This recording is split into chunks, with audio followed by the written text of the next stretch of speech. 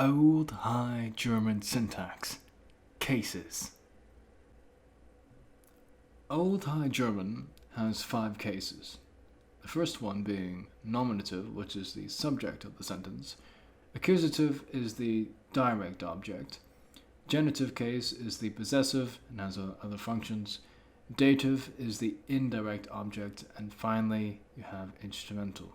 This video will carefully go over each of these cases, so please use this video as a reference and watch slowly.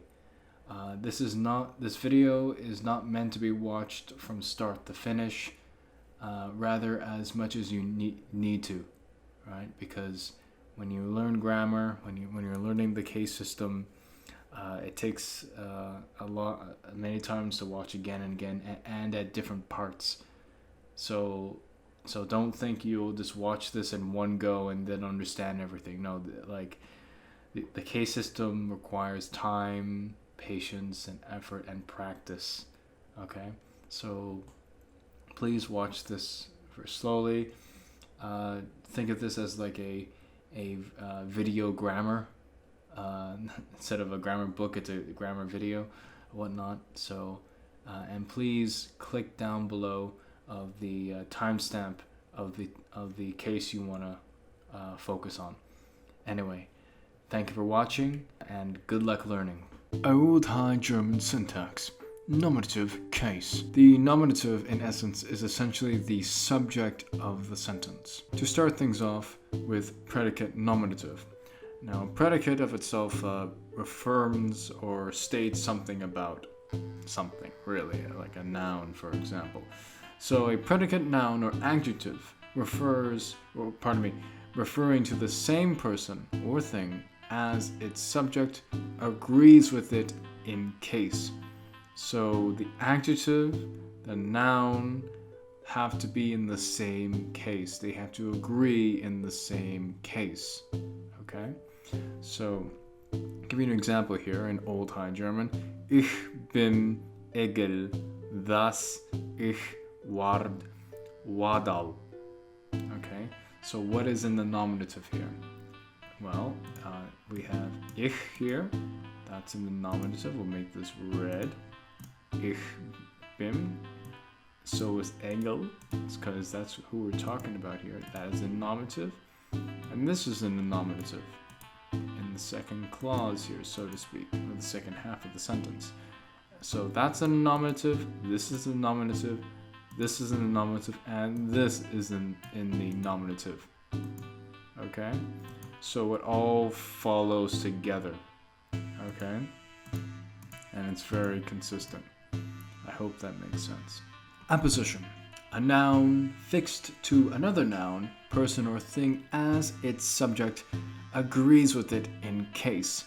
So again, nouns referring to another noun, if you will, has to agree in case. And I have an example here. So we have inti, wente, das, sil, Diana, vari, diu, guten. So what is the subject of the sentence here? The subject is here, we got sil, which is she. We got Diana, this is in the nominative as well. And this is also in the nominative. Diu, which is the, in the feminine. Nominative, and okay, let's put this all in red. So these are all in the nominative. So we have the subject, Diana here, and we have the personal pronoun she. So already we got a personal pronoun referring to the subject, which is Diana. But then we have another subject here, which is referring to Diana. Because what is Diana? Diana is a goddess, right? So diu, guten, right? So this is what an apposition is. So the point of this part is that these things, the sil, Diana, is in a nominative. So is diu, guten. They both agree in the same case. Here's another example, but it's a little different than the earlier one. So the sentence we have here, or the fragment if you will, Egeles Tochter des Königes, right? So we have in the genitive here, genitive singular, of Egel. So this is in the genitive. So let's put this blue. And so Egeles Tochter, that's in the nominative. That's in the nominative, so we'll make that red. So, but then we have des Königes. So these are both in the genitive singular. Why? Well, because they go along with Egel. Because Egel is in the genitive. It's all referring to the same thing. You know? So we got Egeles Tochter, Egel's daughter, and of the king, as we see here with des Königes. Who's the king? Well, it's Egel. It's Egel. So it all comes together. So it has to agree in case. This is in the genitive. Therefore, when referring to Egel in this small context, you put it in the genitive as well. I hope that makes sense. As for another example, we have siu sumyo. This is like saying they, some, literally, but you could translate this as some of them. This is they, and this is some, but it's inflected in the nominative. Yeah, so the main thing is that both of these are in the nominative. Let's make that red. Again, a noun fixed to another noun, person, or thing as its subject agrees with it in case. Alright, so these are in the nominative and they go together. This may seem a little off topic, but it's relevant. Like Old English, Old High German doesn't have a vocative case. Rather, the vocative case merged into the nominative. Now, what do I mean by vocative case? This is when you're addressing something. Let's say you see someone on the street, it's like, hey, you. Or if you, you'd use the vocative case when addressing someone directly. You see this a lot in prayers when addressing to a god or goddess. You use the name of that deity in question with the vocative case. However, in the case of Old English and Old High German, the vocative case merged into the nominative. So if you want to use a name, you use the nominative form, and that would be your quote-unquote vocative, since vocative and nominative are the same in Old English as well as Old High German. Old High German syntax. Accusative case. The accusative case is the direct object of the sentence. Accusative after transitive verbs. The direct object of a transitive verb is put in the accusative case. Here we have swang then zopf. Swang then zopf. So where is the accusative here? Well, the accusative is in then, because this is a definite article. Then we have then zopf. So this is in the accusative as well, because the transitive verb here is from here, swang, which is from swingan, meaning to strike, to hit with your hand, if you will. That is our verb, and here is our subject. So the direct object of the transitive verb here is then zopf.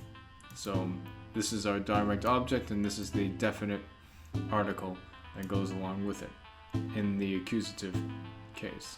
Another example of this would be allan nortel genamun. Allan nortel genamun. So where is the accusative in this sentence here? Well, it's in allan, because this is the word al, but inflected for the accusative masculine, because this is in the accusative masculine. This is our direct object of the transitive verb, whereas the transitive verb, it's right here, genamun, meaning from the verb to take. All right, so genamun. So, and this is the plural, so it's, and the personal pronoun is omitted here, so it's like they took all north part. Then we have a special case where the object in question, that's in the accusative, just so happens to be in the same etymological sameness, if you will, as the verb in question. So here's our verb.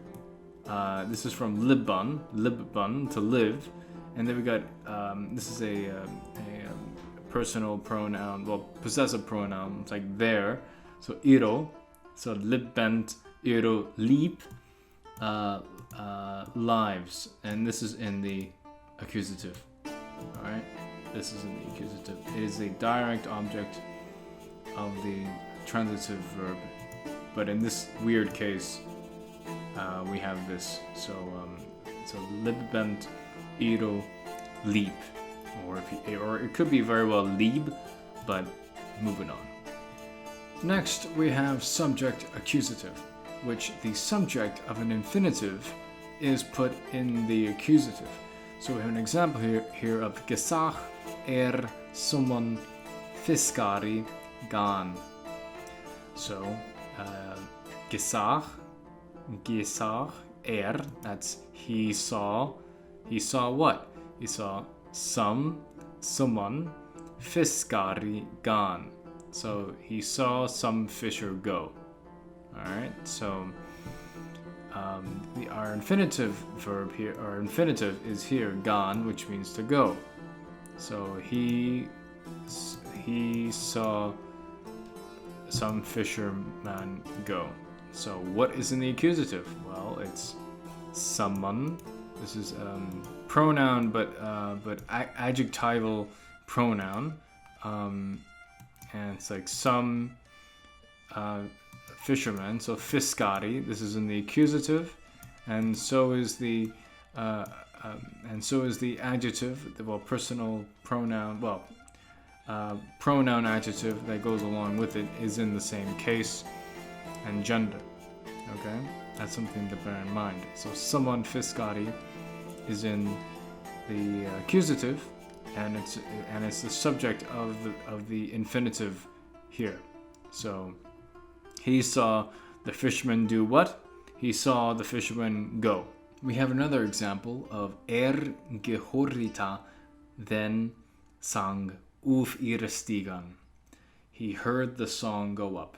So our infinitive here is uf ihre stigan, and the subject accusative of that is then sang. Let's put this in red. Then sang. So he heard the song go what? The song do what? He heard the song go up. Next, we have accusative of extent, which is when the accusative can mean the extent of time or place. So, for example, here we have was der storm, allan den tag, swintho, Michel inti strang. So what is in the accusative here? Well, it's allan den tag. So all the days. The storm was all the day very big and strong. And these are not in the accusative because they belong, what are they describing? They are describing the nominative, and the nominative is storm, right? Is the storm. So we're gonna put this in blue, so make it easier to understand.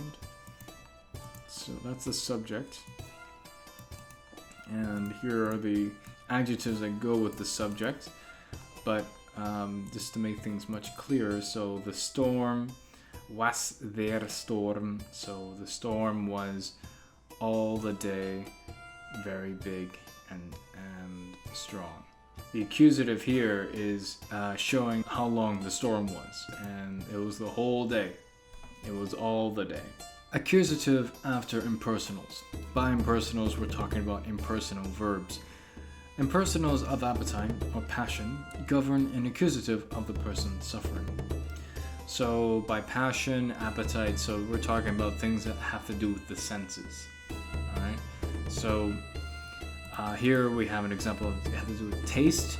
So mich hungiret or mich hungaret, and it's literally me hungers. Or another way of translating this would be I am hungry. And so what is in the accusative here? It would be mich. This is in the accusative. Another example, again having to do with the senses and whatnot.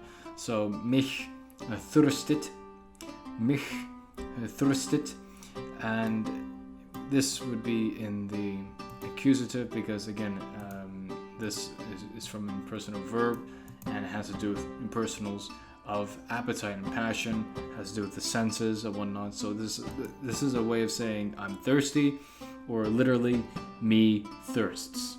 And so mich is in the accusative. Accusative after prepositions. There are prepositions that take the accusative generally, and others, depending on the context, would otherwise take the dative. So for the prepositions that take the accusative generally are durch, umbi, and unsi. Durch means though, umbi means around, and unsi means until. However, there is in and anna, which both mean in, or if you will on, depending on the context, which they take the accusative when there is motion towards, and take the dative when there is rest in. However, the opposite can be true. And we have an example here of in Gyang Anna das Bad. In Gyang Anna das Bad. He went in the bath. So what is in the accusative here? It is das Bad. That's in the accusative, and Anna is our preposition. Another example. In das Hus Gyang. In das Hus Gyang. In the house he went. So here's our preposition. Put this in blue. And then we have our accusative case. We have das and hus. This is a definite article, the neuter. An accusative, same thing with the word hus. This is in the accusative as well. So das hus. And then there are exceptions. Anna den siebenten Tag, on the seventh day. So Anna is our preposition, and then siebenten, it is in the accusative. So on the seventh day, and Tag is also in the accusative as well. So on the seventh day. And another exception here is mit den Bischof. Mit den Bischof. And this is literally with the bishop. Here's our preposition of mit. It's putting that in blue. I'll put this red because this is the accusative. The thing is, it's always good to look at period texts and see how the prepositions are used or whatnot. The thing is with these languages, of this time, especially of Old High German, Old English, or what have you, one has to bear in mind that this is a time before standardization, right? So there will be times where you see a dative, which would be an accusative, or a place where you'd expect an accusative to be a dative. So generally, when there is motion, use the accusative, and when there is rest, use the dative when it comes to using prepositions. It really depends on the context of the sentence, because the opposite can be true. Like I said earlier, that where you normally expect the dative could be accusative, and where you expect the where you expect the accusative could be a dative. It all depends on the context and what's going on, right? So, but generally, when there is motion, it's the accusative, and dative when there's rest. Again, this is a time before standardization, so expect to see the opposite sometimes. 2 accusatives. Verbs meaning to make, to name, to regard, and others take a predicate accusative along with the object accusative. So yes, we have 2 accusatives here. The first being the object accusative, like the object what we're talking about, and a predicate accusative says something about the object in question, the accusative object in question.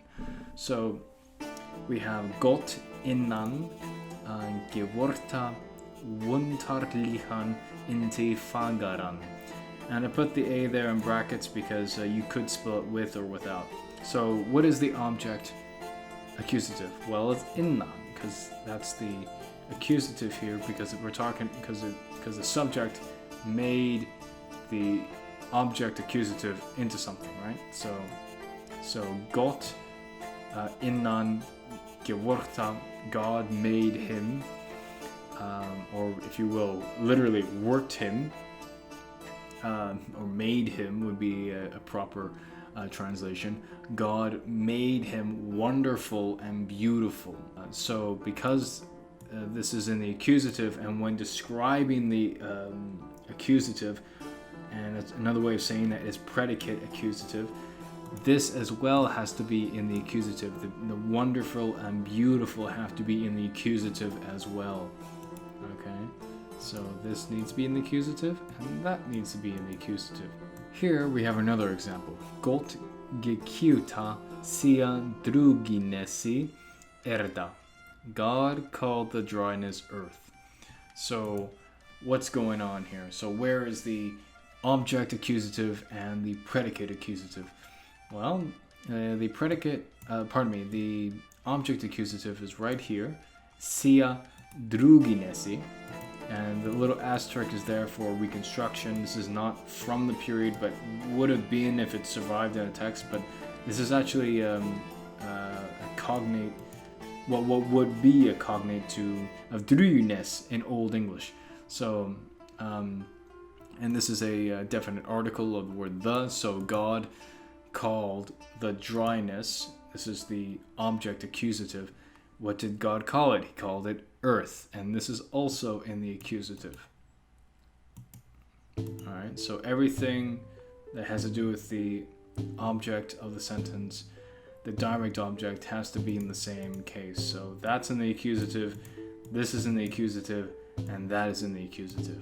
Another example of Schwanne gesahun wir dich hungaragun. Alright, so what's going on here? So when did we see you hungry? So where is the object accusative? Like, who are we talking about here? So when saw, this is literally saw, when saw we you hungry, right? So, and that you is actually the dich here. This is in the object accusative. So this is the object accusative, and then hungaragan, this is hungry. Hungry, inflected in the accusative. Alright, an accusative because it agrees with this. We're talking about, we seeing you hungry, and that hungry has to go with the direct object because it all has to work together. So we have dich, and because dich is our object accusative, our predicate accusative is hungaragan because it says something about the object accusative, and that the object accusative is hungry. Old High German syntax. Genitive case. The genitive case, known for the case of possession, has other functions as well. Genitive with nouns. Genitive case is used to limit the meaning of a noun and generally shows relations. It can be used like the of in English. Our first example is within the case of relationship. Unser aller Mutter. Unser aller Mutter. Our mother of all. So what is in the genitive here? Well, the genitive would be with aller. This is in the plural genitive. As well, this is in the genitive as well. It's our, it's plural as well. Our, well, the word order is a little different here, but our, of all, if you will, mother, or our all's mother, if you were to word it that way. But a clean translation in English is our mother of all, or our mother of everything, if you will. Moving on. In this example, we're dealing with source. Sunnun inti manen liumon. Sunun inti manen liumon. The asterisk, as you can see here, this is a reconstruction. This is actually a translation from Old English, actually. So when I cannot find a direct, cognate word, I have to create my own, so to speak. But anyway, the point is that we have the genitive with nouns. That we're dealing with the case here in the context of source. So. And so it's of sun and of moon light. We're talking about the light here. Bear in mind that this is actually in the accusative, because this is actually part of an excerpt of a longer sentence. So what is in the genitive here? So the genitive is sunun and manen. And another way of translating this would be like saying suns and moons light. Alright? So sunun and manen are in the genitive. Moving on. A second example of source. Veru harfun swogi. Veru harfun swogi. So this is translated as of the harp's sound. So what is in the genitive here? What's in the genitive is veru. This is a definite article. It's like saying of the, if you will, and harfun. Harfun. This is in the genitive as well. And what isn't in the genitive is swogi. This again is a direct, it's a reconstruction of an Old English word that means sound, and this is what I came up with to be very direct with the source I was working with. So swogi, that is not in the genitive. So and swogi is actually in the accusative. But anyway, so the main point is that the sound, where is it coming from? It's coming from the harp. It's coming from veru harfun. Veru harfun. A third example of source. We have fremmedero, violto, ungethwarnissi. Fremmedero, violto, ungethwarnissi.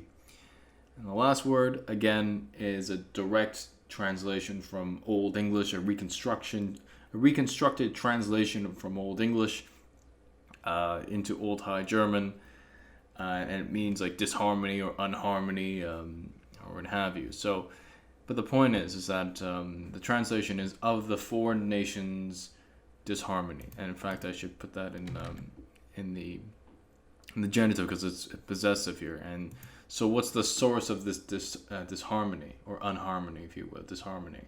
What's the source of it? Well, it's from the foreign nations. All right, so this is in the genitive. So put that in red. So this is in the genitive plural. Yeah, because the endings, because Old High German is an inflected language, the ending of a noun, or the endings of nouns and adjectives, or what have you, matter. This is genitive plural. This is genitive plural. And this is denoting, showing the source. What's the source of the disharmony, or if you will, unharmony? It's from the foreign nations. All right, so let's move on. Our context now is subject. The noun in the genitive stands for the author of the action showed by the noun which the genitive is dependent. So with our example here of dinero helegono arnungom. So what does this mean? So the point here is that dinero, this is plural dative, this is plural genitive, but this is like saying thine, like your, but like this is, you would use this thing like the way you'd use dein in German today. You know, like you'd use as one uses dein when talking to one person. This is saying like that person has many of something. So this is in the dative. Pardon me, in the genitive plural. And then it's heil legono, and this is well, there's two ways to translate this. You can translate this as this is saints, and this is also in the plural genitive. This is in the plural genitive. So your saints is earnings. So arnungom. This is in the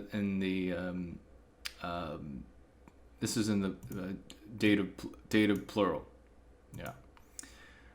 So the genitive stands for the author of action, showed by the noun which the genitive is dependent. So earnings. So who did the earnings here? Well, the saint. This person's saints. Your saints. Dinero helegono. Your saints has done the earnings, if you will, or what have you. Is the author of the action of the earnings. Hope that makes sense. Next we have objects. So des Tages Lichtunga. Des Tages Lichtunga. Okay, so again, this is a direct translation or direct translation / reconstruction from Old English of lighting.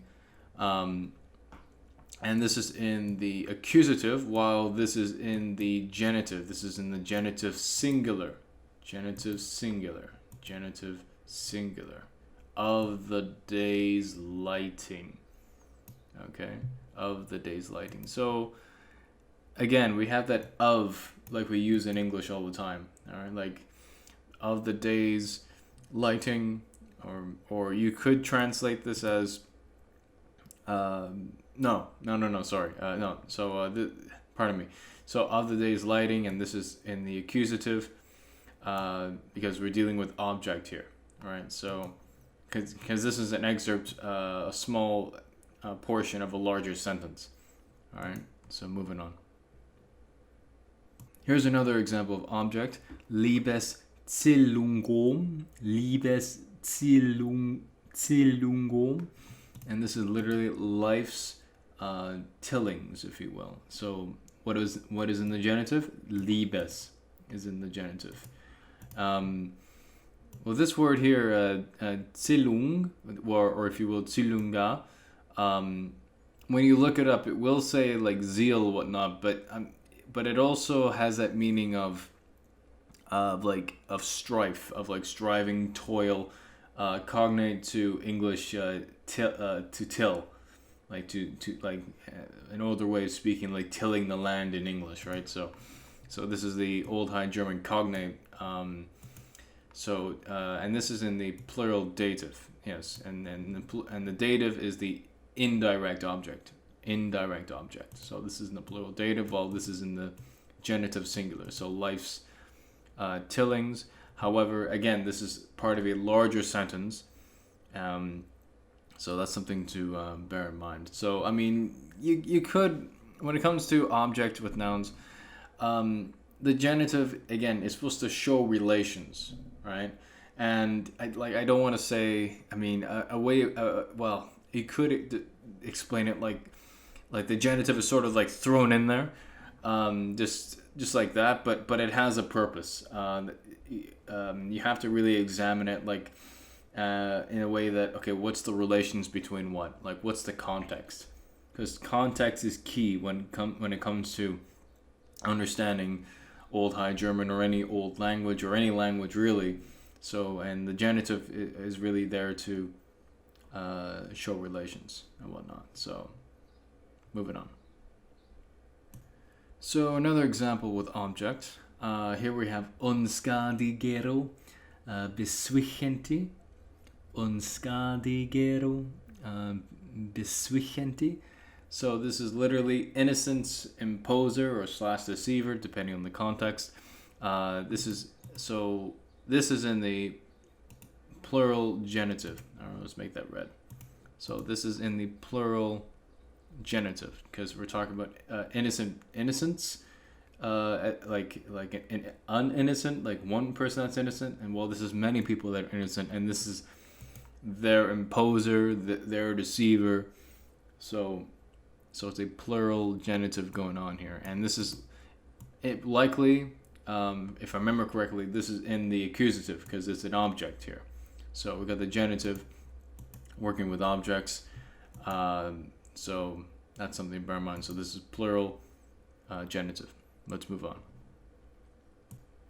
And another example with objects and with the genitive, with nouns and whatnot. So this sentence is actually a little different than the previous one. So we have laswu, scafo, inti noso. Laswu, scafo, inti noso. So what is in the genitive here and what is this? This is actually, this is a reconstruction and translation from Old English into present day, into Old High German, and this means pasture, and this is in the dative singular. So we're dealing with it. So we're dealing with a pasture, and so what is in the genitive here? So it's scafo of sheep and of cattle, noso, scafo and noso. So this is in the plural genitive. This is in the plural genitive. So, this is part of a longer sentence. So in a pasture of sheep and of cattle. So, that's something to bear in mind. So it's a little different than the previous sentence, but we still got the genitive working with an object noun, and this is in the dative, which is an indirect object. Moving on. Our final example with object in relation to the genitive and whatnot. So we have here hucht heili, heili. So what is going on here? So it's hope of salvation or health, if you will. And this is actually in the accusative. Again, this is another reconstruction / translation straight from Old English into what would be an Old High German word. In the context of the larger sentence, this is in the accusative, it being the direct object. And so this is in the genitive. So this is in the genitive. So genitive singular. Yes, that would make sense because it's hope of hope of salvation, hope of health, not hope of healths, hope of salvations. No, it's hope of health / salvation. So this is in the singular. So hope of salvation. Yeah. So this is in the genitive. Yeah. So yeah. So, and again, this is part of a longer sentence. So, and this is in the accusative, while this is in the genitive. Moving on. Our next context is cause, or for, if you will, like for such and such. He did this for or what have you. And this goes along with like verbs, if you will, that take the genitive. So, like this, for example. So, for example, we have loan, which means to pay, to reward. So, and this is desero. So this is what? In the plural genitive. So it's like saying reward for these foods. Reward for these foods, or reward of these foods. So this is taking the genitive, and this is also in the genitive plural as well. The thing is, again, this is another translation / reconstruction straight from Old English into Old High German. So like I'm trying to get like a one-to-one translation from Old High German to Old English, so to make things easier and consistent. So we have lon, vesero, swasando. Swasando. Anyway, so this verb in this context takes the genitive, and the genitive is not so much saying like of as we've been implying before, but more like in with the meaning of like for, because that's something you'll notice later on in this video, that because the genitive could also be that for and whatnot. Well, okay, this might be skipping ahead, but like there are verbs where they take the genitive of the object in question, but like who you're designating that object to, that would be in the dative or accusative, depending on the context. But I'm skipping ahead right now. That's something to look forward to later in this video. But let's move on. So, lon, vesero, swasanto. So, reward for these foods. Anyway, moving on. So here we have the context of characteristics. So, meri grioson, io giliches, hiwes. The thing is, I have to put another asterisk there because, yeah, there is Old High German Huey and other variant spellings and whatnot, but that's of a different etymology. This is a direct translation, so to speak, from Old English into Old High German, meaning shape, color, origin of the word hue in today's English. So what's going on here in this sentence? So we have a translation here: pearls of each shape or color, depending on how you want to translate this. Of course, this is from a longer sentence. This could very well be in the accusative, or it could very well be the nominative if we were to use this in isolation. Like just this excerpt, or just these both excerpts. All right. So anyway, so what's going on here? So we have with the plural here. For sake of simplicity, let's use this little excerpt here in isolation. So this is in the nominative, and this is in the nominative as well. So what's going on here? So we have these two words here. So this is iogiliches. That's like saying of each what? Of each color, of each shape. So pearls of each shape and color, of each shape or color, depending on how you want to translate this. However, due to the nuances of the nature of Old High German, I found out that apparently that the way to express each in Old High German is that you take the word gelich, and then whatever you put before it in the plural genitive, that becomes like saying, if you will, like each, well, in this case, like each color. But given the nature of the sentence here, like we're talking about pearls here, I have to put this in the genitive, and then put this in the genitive plural, just to give this translation more of an Old High German translation, so more natural of something you would see in an Old High German text.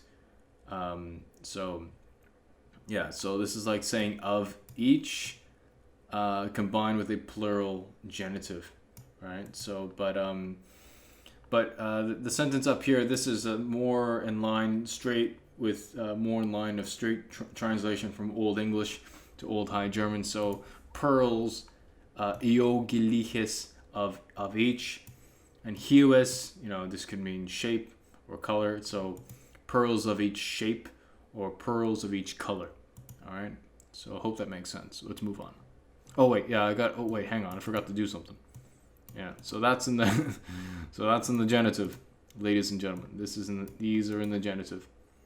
Yeah, I have to make this color coordinated because I want this to be easy to understand. So basically, this is the characteristic. So we're describing something. So let's move on. We have another example of characteristics. So we have bomum misilichero kunno. So what does this mean? So this is literally trees of different kinds, right? So this is in the actually the plural dative. So this is similar to our previous examples of object, but the difference is that we're describing the trees. Trees of what? Trees of what? So trees of different kinds. So what is in the genitive here? Well, it would be misilichero and kunno. So of different kinds. So trees of different kinds. And of course, this is part of a longer sentence. So normally in isolation, if we were going to take this in isolation, this would be in the in the nominative. But given that this is from an Old English example, this is in the plural dative.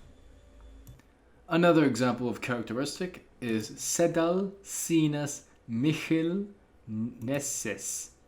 Sedal sinus michel nesses. So what is going on here? So seat of His Majesty, or you could literally translate this as greatness, because we have the adjective here, michel. So cognate to Old English Mikkel, or if you will, Mitchell. But it's sedal, sinus, michel, nesses. So what is in the genitive here? So it's sinus. That's because we're talking about a seat here. So sinus. That's it would be in the genitive singular. Because we're talking about a seat of His Majesty or greatness.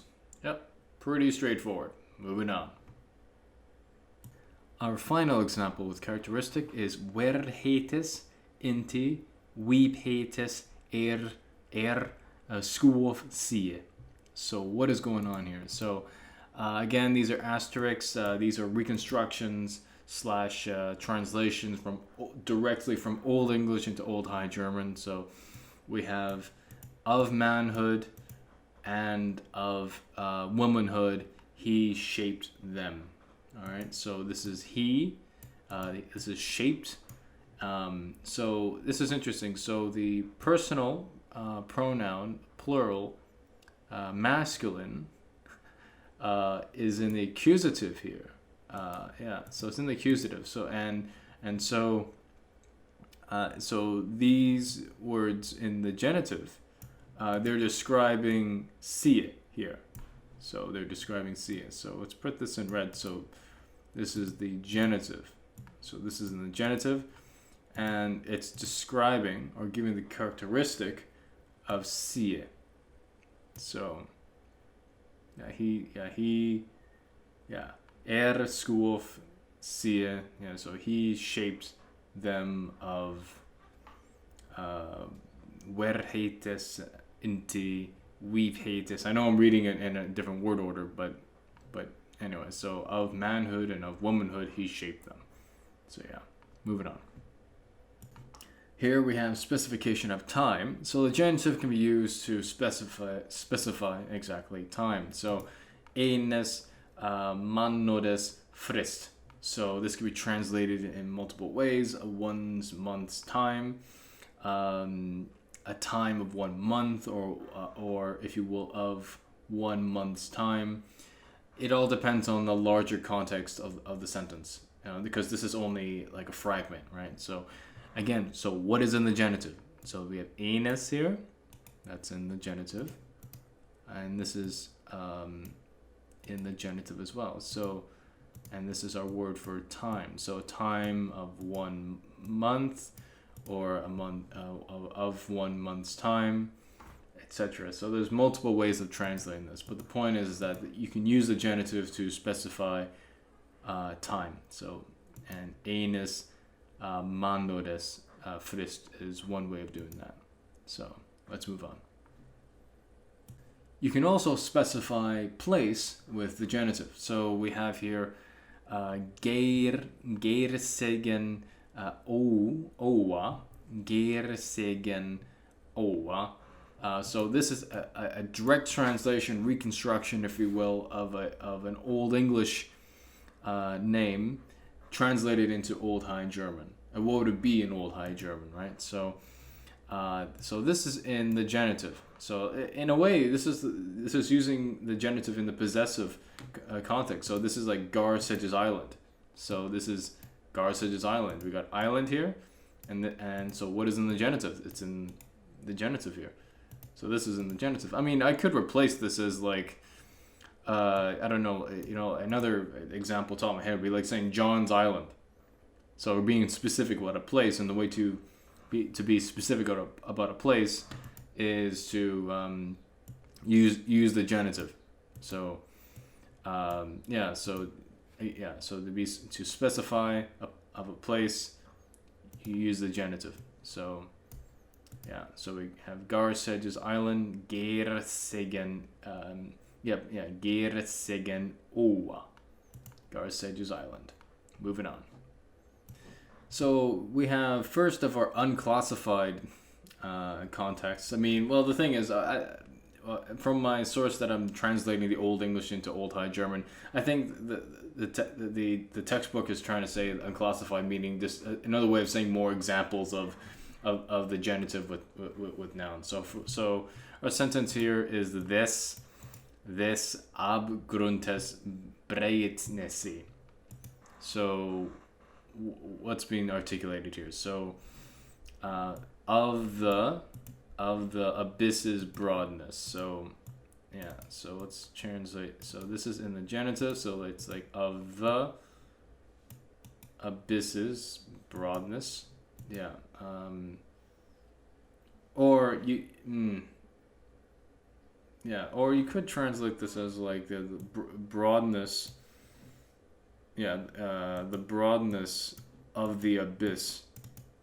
You could flip it around, but again, this is a random sentence, so we don't know the context. So, but for sake of simplicity, we'll go with the translation of like of the abyss's broadness. All right, so of the abyss's broadness, this Abgrundes breitnesi. So this is in the genitive. These two words are in the genitive. Another example of unclassified. So here should be an easier one.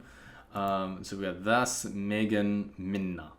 So what's going on here? So we got the power of love. The power of love. So das megen minna. And what is in the genitive here? It is minna. Minna is in the genitive. Very straightforward. Like once you master the genitive, your Old High German will improve immensely once you understand how the genitive works. Moving on. So here we have our final example of unclassified. Veru sprachu enti. So this could be translated in a number of ways. So, well, two ways actually. So of the speech's end. Or alternatively, depending on the context, end of the speech. So what is in the genitive? It's veru and sprachu are in the genitive. Very simple, very straightforward. Veru sprachu enti. Of the speech's end, or end of the speech. Let's move on. Partitive genitive. The genitive means, in this case, the whole, with words meaning a part. So, in a way another way of explaining this is that like the genitive in this case is to show parts of something, if that makes sense. Or, this will make sense as I give more examples. So with nouns we have unrim burgo. unrim This is, if you will, another way of translating this would be like unnumber, or like countless number, or innumerable number, if you will. Anyway, so a countless number of towns. So what is in the genitive here? So it's, yeah, so this is in the genitive. Burgo is in the genitive of towns. This is referring to, this is has to do with, well, numbers obviously, and a countless number of towns. Yeah, moving on. Another example is philo yaro, and this word here is cognate to modern day German viele, much or many, if you will. So much of years or many of years. So what is in the genitive? It's yaro, of years. This is in the genitive plural, because we're talking about years. Moving on. Our final example of nouns, we have lutzigen, quejero, kunno. So what is in the genitive here? I have to point out that this here is not an adjective, rather it's an adverb. All right, so what is in the genitive? So it's quejero kunno. So a little of alive kinds. A little of alive kinds. So again, we have the genitive meaning of here. So yeah, so what is in the genitive? It's quejero kunno. This is a reconstruction. This word does exist in Old High German, but not in the specific spelling. Whether this specific spelling is attested or not, I'm not too sure. To play it safe, this is going to be in this video as a reconstruction. So it's alive. So this is in the plural genitive, and so is this in the plural genitive. So these are in the genitive. So there we go. They're in the genitive. Let's move on. With pronouns, the partitive genitive can be used as well. So we have here manno enigan. Manno enigan. So this is an indefinite pronoun. So this is like, here we have enigan. This is like saying any. And it's important to know that this is actually in the accusative. Accusative masculine. All right. So what is in the genitive here? It's manno, and this is in the genitive plural. This is just a short excerpt because we don't have like the longer sentence in question. So it could be like saying any of, like to any of men, but this being a accusative, like it's like any of men, or of men, any, or any of men would be a way of translating this. But again, it all depends on the context of the sentence, of like what's going on and whatnot. So this is in the accusative, while this is in the genitive plural. Let's move on. Another example of pronouns, we have iro, nein. So what is in the genitive here? So this is in the genitive iro, this is in the plural genitive. It's like saying theirs, or their, or if you will, of them. And here we have a indefinite pronoun, or adjectival pronoun, and this is in the negated form. So this is literally, like, of course it looks like the modern day nine, but as in no, but really in Old High German it's a contracted form of nie, so really not one. Or in this context, it's used to mean nothing. So of them, nothing, or nothing of them, what have you. And this is to bear in mind that this is a straight translation from Old English into Old High German. So some of these sentences throughout this video may seem a little different, but the main premise is that the language, both languages function more or less the same way. There are little nuances there, but so the point is that you can use the genitive with pronouns, and especially with partitive genitive. So if you want to say nothing of them, or of them nothing, you would say iru nein. So it's like saying not one. Not one. So not one, of them, if you will. But another way of saying this, well, a more, straight from Old English to Old High German, or if you will, even by extension in Old High German as well, of course. Nothing of them, or of them nothing. Anyway, let's move on. Another example is Schwellig iwer. Schwellig iwer. So this is literally which of you. So this is which, and this is of you, but this is specifically plural. Yeah. So of you, and this is So, and what is in the genitive here? Well, this is in the genitive. So of you, having that of there. Well, we use the genitive when we want to express that of. So like which of you, which of you. So we would use iwer and whatnot. I mean, yes, this word has other functions as well, but I don't want to make things too complex. But if you want to say which of you, it'd be schwellig iwer. Schwellig iwer. Straightforward. Moving on. Another example with pronouns, we have gumono gehuenan. Gumono gehuenan. So what's going on here? So we have our translation here, who of men, but given what I've translated here from Old English into Old High German, this is actually in the accusative. So this is actually would be part of a longer sentence. So this is in the accusative. So this is in the genitive. So this is in the genitive. Again, that the genitive is like saying the of in English, like who of men, who of this, who of that. So and this is saying who, but specifically in the accusative. So this is actually part of a longer sentence. So that's something to bear in mind. So moving on. Another example with pronouns, we have edes, chas, soliches. I put the asterisk here because this word does exist, but not in this specific spelling. I tend to like older spellings. However, what is in the genitive here? It's soliches, because the translation is something, or depending on the context, anything of such. If you want to say of such, you use soliches. Soliches here is in the genitive. And of course, we have solich. Just as an aside, solich would be declined like a strong adjective.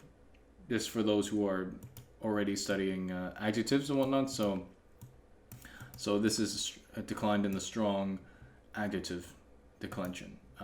Okay, so something or anything of such. Cool. Let's move on, and this is in the genitive. Let's move on. Another example with pronouns, we have der, or if you will, a manno. So this is like saying literally he of men. Or sometimes, I know in the case of Old English, where you take the definite article like the, and then using that like a personal pronoun like he, but I put that there just should you see like a weird sentence that has like there, for the most part it means the. It can also mean like a relative a relative pronoun, but I don't want to confuse you guys that much. But anyway, so the point is that so manno, so he of men, or der manno. I mean, this is like, again, this is a translation straight from Old English to Old High German. The Old English has a definite article, to imply a personal pronoun. So anyway, so hermano, der mano, So what is in the genitive here? It's manno. This is in the genitive. So he of men. All right, moving on. So our final example with pronouns here in the partitive genitive, we have einero gleich. This is literally saying each one. As mentioned before, we have gleich here. And when it's after a plural genitive, that's like saying each of whatever. So whatever, if I put this as like, let's say this word was manno and had gleich here, that would be like saying each man. But since I have einero here, that's like saying each one. And the second sentence here, second part here is einero gleich. This is more of the direct translation from the Old English. This is Old English inspired. I put a reconstruction there that, straight from Old English into Old High German. Well, I mean, this does mean each, but this specific spelling is not attested to my knowledge, or at least I haven't found it. But anyway, just to be safe, I'm going to put an asterisk there. But this word does exist, but not this specific spelling. Anyway, so this is Old English inspired. So einero gleich, so each one. So yeah. So this is plural. So what is in the genitive here? So this is in the plural genitive.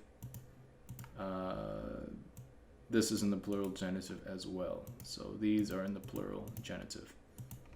All right, let's move on. Now with numerals, so we have your achtofuso. So what is meant here? So 8 of feet is translation, literal translation. But what is in the genitive here? Well, it would be fuoso. So 8 feet. Or 8 of feet, and this has to do with measurements, by the way. So if you want to say something's 8 feet, this is how you would say it. So 8 achto fuso, 8 of feet, if you will. So plural genitive is here. So anyway, moving on. Another example with numerals, we have feor, hund, wintaro, or if you will, wintro, and the A here is optional, so that's why I have it in brackets there. So 400 of winters, this is literally of winters, or knowing the language or whatnot, this is meant by years as well. Bear in mind that this is a straight translation from Old English into Old High German. So when it comes to talking about years or winters, if you will, especially in this context, like 400 of years or winters, if you will, winter or winters, if you will, would take the genitive. This is in the genitive plural. So 400 of years is a literal translation, but 400 years. So feor, hund, wintaro or wintro. So yeah, moving on. So here's an example with superlatives, and very briefly, a superlative is a kind of adjective that's like how we say like smartest, tallest, biggest, biggest, shortest, etc. So with our example here, we have bochano,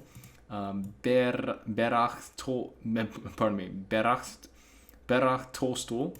I put an asterisk here that this is, I guess, of what it would be to express the superlative for the adjective beracht, which means bright. So I'm assuming it's this form based on what I see from the Old English example that I translated from. Anyway, so the translation here is brightest of beacons. Brightest of beacons. What is in the genitive here? It is bochano. This is in the genitive. This may seem confusing because they both end with an O.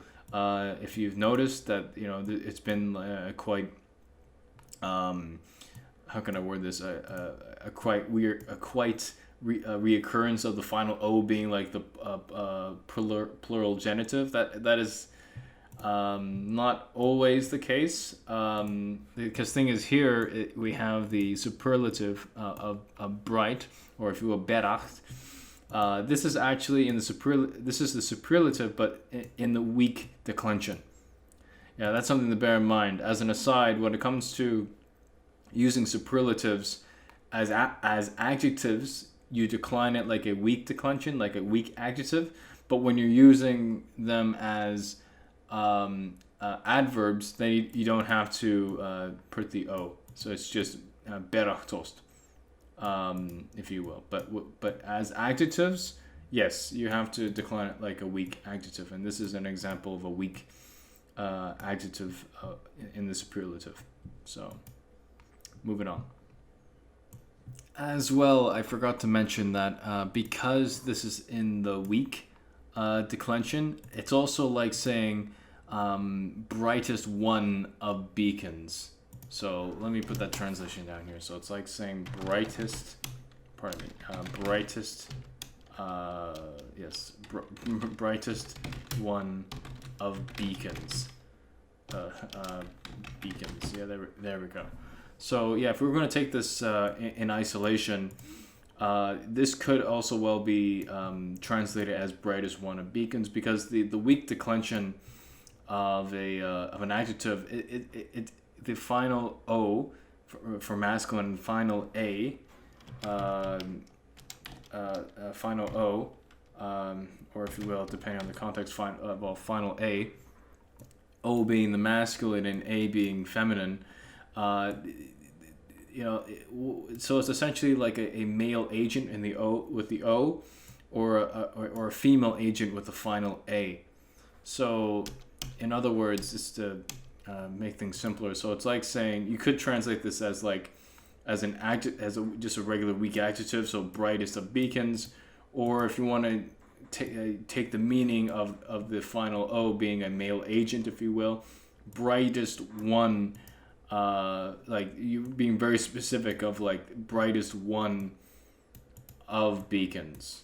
Yeah, hope that makes sense.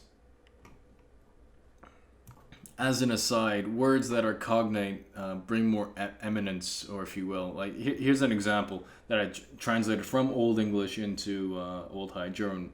We have Truchtel, Truchtin. So this is literally Lord of Men, and what is in the genitive here is Truchtel. Truchtel is in the genitive. So Lord of Men. And what's going on here? This is a alliterative verse where basically you would have, and you find this in poetry, where you have the words starting with the same letter. So we've got two T's here. So just want to throw that in there. Moving on. Genitive with adjectives. The genitive is used to define an adjective to the part or relation in which the quality of the adjective is being used. Adjectives in the genitive are often related to the verbs that take the genitive. Let's move on. We have our first context here with want, and this is like an older way of saying lacking. So anyway, so lacking, we have here telos, mines reganes. So partless of my rain. Yeah, it's a little funny sentence, but this is a straight translation from Old English into Old High German from a particular text. So what is in the genitive here? Well, it's mines and then reganes. Very straightforward. So partless of my rain. So moving on. So here we have another example of lacking, or if you will want, of ital, inti, unnuts, guoto, gehueliges. So what is going on here? So empty and useless of goods of each. So what is in the genitive here? So the genitive, we have here guoto, this is genitive plural, so of goods. And then we're talking about gehueliges. Again, this is a reconstruction. This because this is actually a straight translation from Old English to Old High German. So the only difference between this genitive and that genitive is that this is in the singular and this is in the plural. So again, this is an excerpt. We don't have the full sentence, so this to describe, with adjectives. The adjective here is gefälliges. That's an adjective. Yeah, and this is a genitive plural noun, like goods, right? So, yeah, so empty and empty, ital, inti, unnutz, guoto, gefälliges. So empty and useless, of goods, of each. Yeah. Oh, I forgot to mention that as well. Ital and unnutz, these are adjectives as well. These are adjectives as well. Here's the context with fullness. We have beranti, missi ligero fogalo. Beranti, missi ligero fogalo. So what is in the genitive here? So it's missi ligero. This is in the genitive, plural genitive, and this is also in the plural genitive. So here we have here bearing of different birds, or different birds. Yeah, that's a good way of translating this and whatnot. So and this is a present participle. So yeah, because this is obviously part of a longer sentence. But anyway, the point is that in the context of fullness and with adjectives, so we have of different, and we have a noun here. So fogalo, this is a plural genitive, and this is in the plural genitive as well. Makes sense. Moving on. In the context of desire, we have ases, gern. So this is literally eager, of or for food. So yeah, here we have the genitive meaning either like of or the meaning of for. So for food. So eager for food. So it has to do with desire. So this ases. This is in the genitive. All right. Yeah. And this is an adjective, right? So this is eager for what? Eager for food. Moving on. With retentiveness, we have here fast habal minero guoto. So fast habal minero guoto. So what does this mean? So fast habal is a direct cognate translation, if you will, of Old English. And it means, it's an adjective, but the way to describe it in present day English would be like saying miserly, like someone who like doesn't spend a lot of money, wants to keep things to himself, like a hoarder, if you will. In other words, like, a literal translation of this would be like saying fast having, like firm having, like you want to keep things to yourself, like possessions and stuff like that. So anyway, so what is in the genitive here? So we have minero guoto, so of my goods. So this is in the plural genitive, and so is this. So of my goods. These are in the genitive, plural. Moving on. In the context of knowledge, we have here wortes vis, which is literally of word wise, or wise of word. So what is in the genitive? Well, it would be simply wortes. So wise of word, or wise of word, or word of word wise, if you will. Anyway, the point is that wise of word would be, a good clean translation. Wise of word. It's a very poetic way of speaking too, if you will. But anyway, wortes vis. Wortes vis. Moving on. Genitive with verbs. Now, the thing is with genitive with verbs, a lot of it has to do with mental action. So it includes like topics like cessation, like stopping stuff, refusal, and others.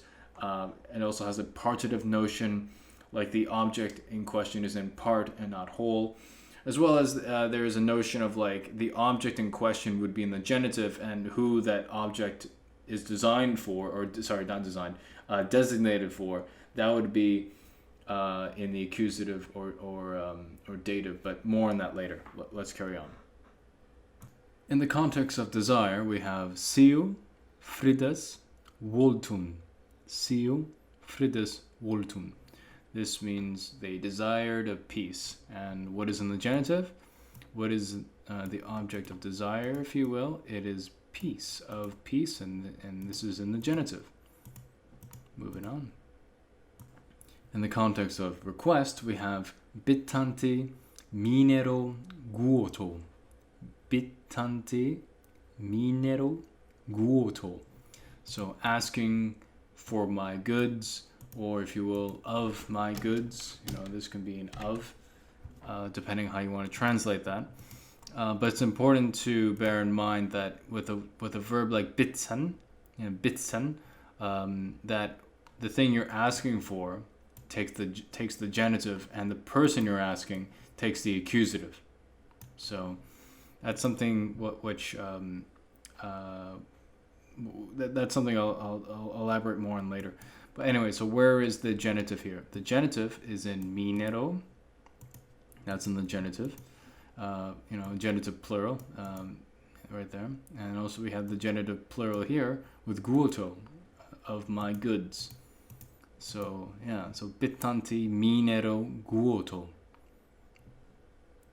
In the context of rejoicing, we have des verviso Gefahr.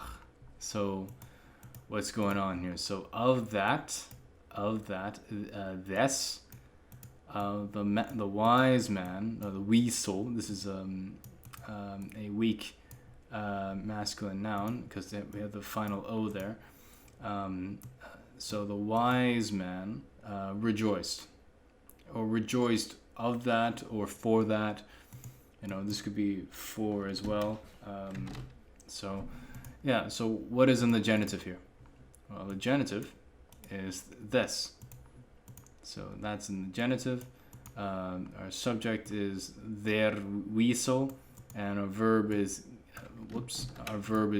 Gefahr, rejoiced.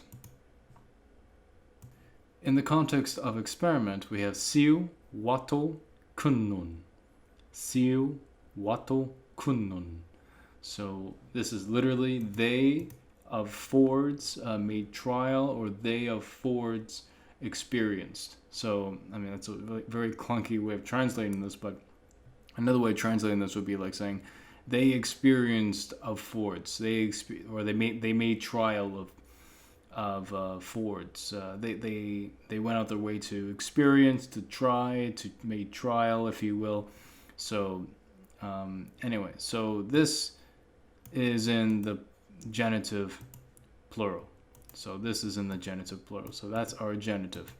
So, and yeah, so they is the subject, kunnun is our verb, and watto is our genitive plural noun.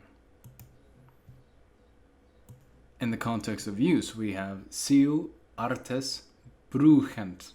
Siu artes bruchent. I put an asterisk there, even though there is an attested word of art, but it means like cultivation, plowing, and whatnot. But in a way, you could say that it means like the Old English word ard, which means like land, native soil, and whatnot. But just to be safe, I'm just going to put an asterisk there, because I don't want to mislead anyone, especially with these kinds of videos. Anyway, so we have siu artes bruchent. So what is in the genitive here?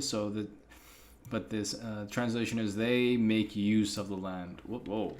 They make use of the land. So they make use, or use, if you will, of the land. So of land, you know, to be very specific. So they make use of land. Yeah. and this is in the genitive. Moving on. Our next context has to do with care. So we have gåumtin des tages. So it's like saying they, if you will, took care of the day. So what do they take care of? What do they watch out for? They took care of the day. And this is in specifically the the past tense of the subjunctive plural. So it's like saying they, but of course it's omitted. Excuse me, it's omitted here. But essentially, they took care of the day, So therefore, this is in the genitive. This is in the genitive. Moving on. In the case of supposition or belief, we have neo wichtes elles wanitun. Neo wichtes elles wanitun. So they, the personal pronoun is omitted here. They hoped for nothing else, or they of nothing else hoped. All right. So this is actually an adverb. Just pointing out there. That might be confusing because it has the es. The people may think, oh, is this in the genitive? I won't go too much into detail about this word specifically, but it's an adverb in this context, in this little excerpt here. So, and this is our verb. So this will lead us to think that, well, this is in the genitive. This is in the genitive. So when it comes to hoping or belief in something, hoping or what have you, a belief that they hoped for nothing else or hoped of nothing else. We have that of or for, with the genitive, or they of nothing else hoped. Yeah. So moving on. Another example of supposition or belief is des Glauben. Des Glauben. And this means to believe, or if you will, trust of that. To believe or trust of that. This verb here is actually the origin of today's German glauben. Glauben. Yeah, so Glauben. So literally this is of that, to believe. Or to believe of that. So yeah, so we're using the genitive here to express belief and whatnot. So this is the ways that this verb can be used. But anyway, this is not so much an examination of this verb in question, but more the fact that this can take the genitive. So, and this is the genitive is right here. Thes is our genitive. In the context of fear, we have ne, forte, thu, or thu, dir, einiges, thinges. So, what does this mean? So, essentially, do not you yourself fear of anything. So, this is reflexive dative right here. This is imperative. So, it's like saying do not fear. But fear of what? Fear of, and so that of what takes the genitive. So this is einiges. This is in the genitive. So of anything, and this is in the genitive as well. So, it's kind of like how we say in English, oh, what are you scared of? Oh, I'm scared of, the monster. So in that example I just said there, I'm scared of the monster. The monster would be in the genitive. So in this case here, einiges, thinges, this is in the genitive. Moving on. With granting, we have erono unnan. Erono unnan. This means to grant of honors. And we have here erono. This is in the plural genitive. This is our genitive is here. To grant of honors, to bestow, to give, if you will. However, with a verb like this, note that the object takes the genitive. So the in this case honors is in the genitive, but the person that gets the honors, I grant of honors to who? That takes the dative. All right, so that's something to bear in mind, but I'll talk more about this later in the video. With refusal, we have du, du, firwarnost. So you refused of grant, and so we have du, and then we got firwarnost. So what is our genitive here? So our genitive is here with du. This is a complete reconstruction from based off of Old English and applying it into Old High German. Anyway, it's important to note with a verb like this in refusal is that the object takes the genitive, and the person, the object that would be designated for, would take the dative. So, for example, you refused of a grant, if you will, to so and so. That so and so would be in the dative. Moving on. Here we have cessation of Gespräch, sines verkes. This verb here, it does mean to like stop. Well, it means like to desert, to leave off, or to desist, if you will. But in this sentence we have here Gespräch sines verkes.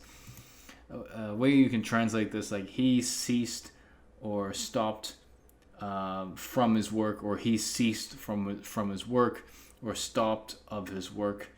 Yeah, so a cleaner translation would be something like he ceased from his work and whatnot. So, or he ceased of his work. He ceased, or if you will, stopped of his work, or stopped from his work. There are many ways to translate this. So, so this can take the genitive. So. And well, that begs the question, where is the genitive? The genitive is right here. So it's sines verkes. So like of his work, from his work, of his work, from his work. So to stop of his work, or so hope that makes sense. So ceased, stopped from work, or stopped of his work. Put that of there, because I hope that's pretty clear. So ceased from his work, or stopped of his work. Yeah, sines verkes is our genitive, our two genitives. Moving on. Here we have the context of awaiting. So we have des wortes beit. So des wortes beit.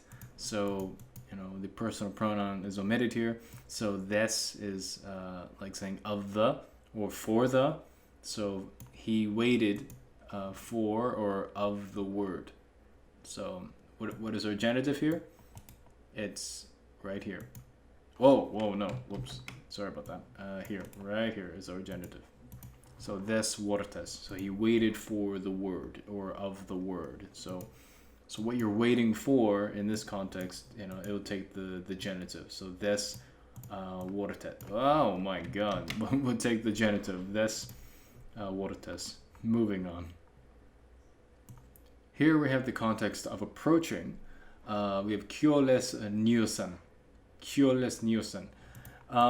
This is literally, this can mean a number of things. Because in Old High German, when you look this word up, it has the meaning of like to try, to endeavor. But the same verb in Old English, neoson, neoson, it means to go to seek out, to search for, and whatnot. So, in a way, by extension, you could mean it means to seek for in Old High German. Just to take a page from Old English, because in Old High German it means to try, to endeavor. So that's something to bear in mind. So in this context here, approaching, so like kjoles nyusen, so like to seek for of a keel. So a keel of, it's talking about a ship here. So like this is kind of like a nuanced way of like, or the word keel here as a part of a ship. It was a euphemism to mean ship itself. So to seek for, or to seek of a keel, to look for a keel. whatnot. So, and this will take the genitive, and so our genitive is keyless, right there. Finally, with the context of producing, we have gesto strionen. This means to generate, to create, to beget, if you will, and whatever you're begetting or generating or creating, it takes the genitive. So, it can take the genitive, and our genitive here is ghosts.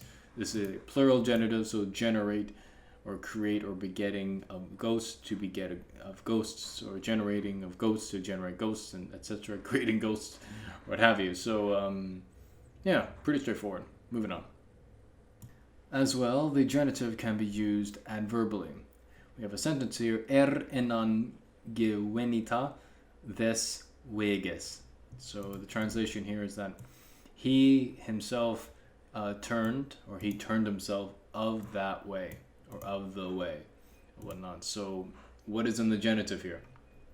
Well, the genitive would be des weges.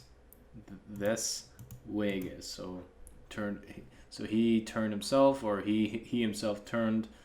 Because it's reflexive accusative right there. So he himself turned of that way. So des weges. Des weges. Let's move on.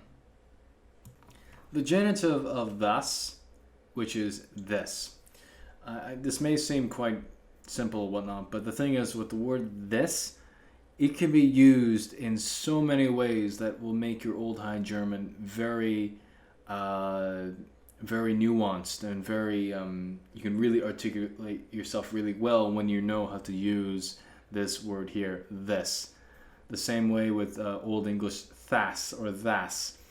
If you know how to use this genitive singular, this here of thas or thus, this will be a good friend to know how to use when writing Old High German.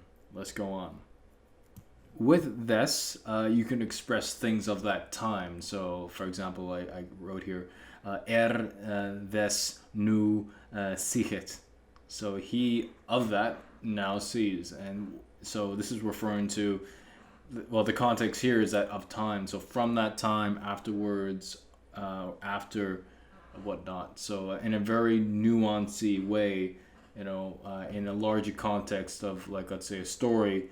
So like using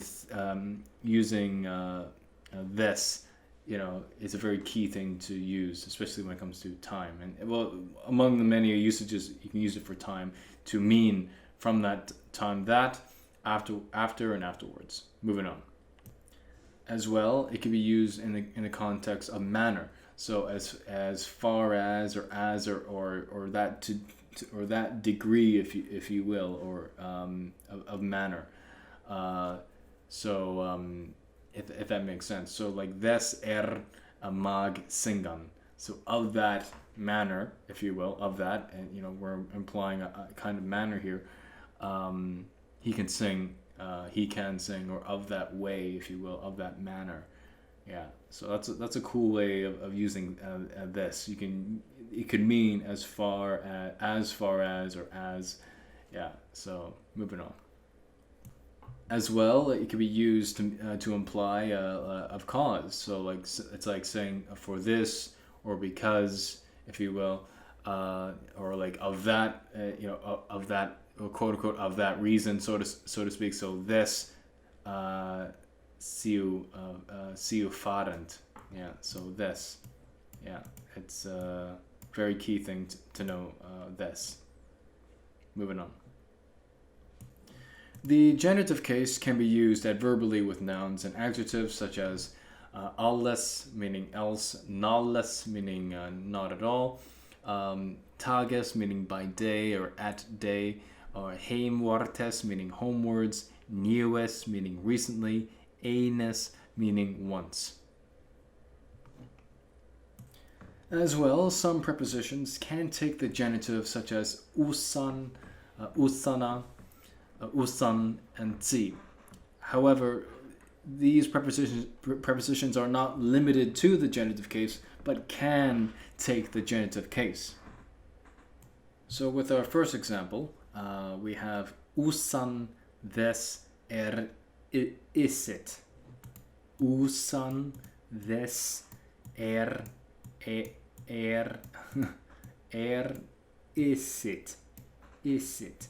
So the translation here is that except of that he eats. The word here usan, it means like without, except, but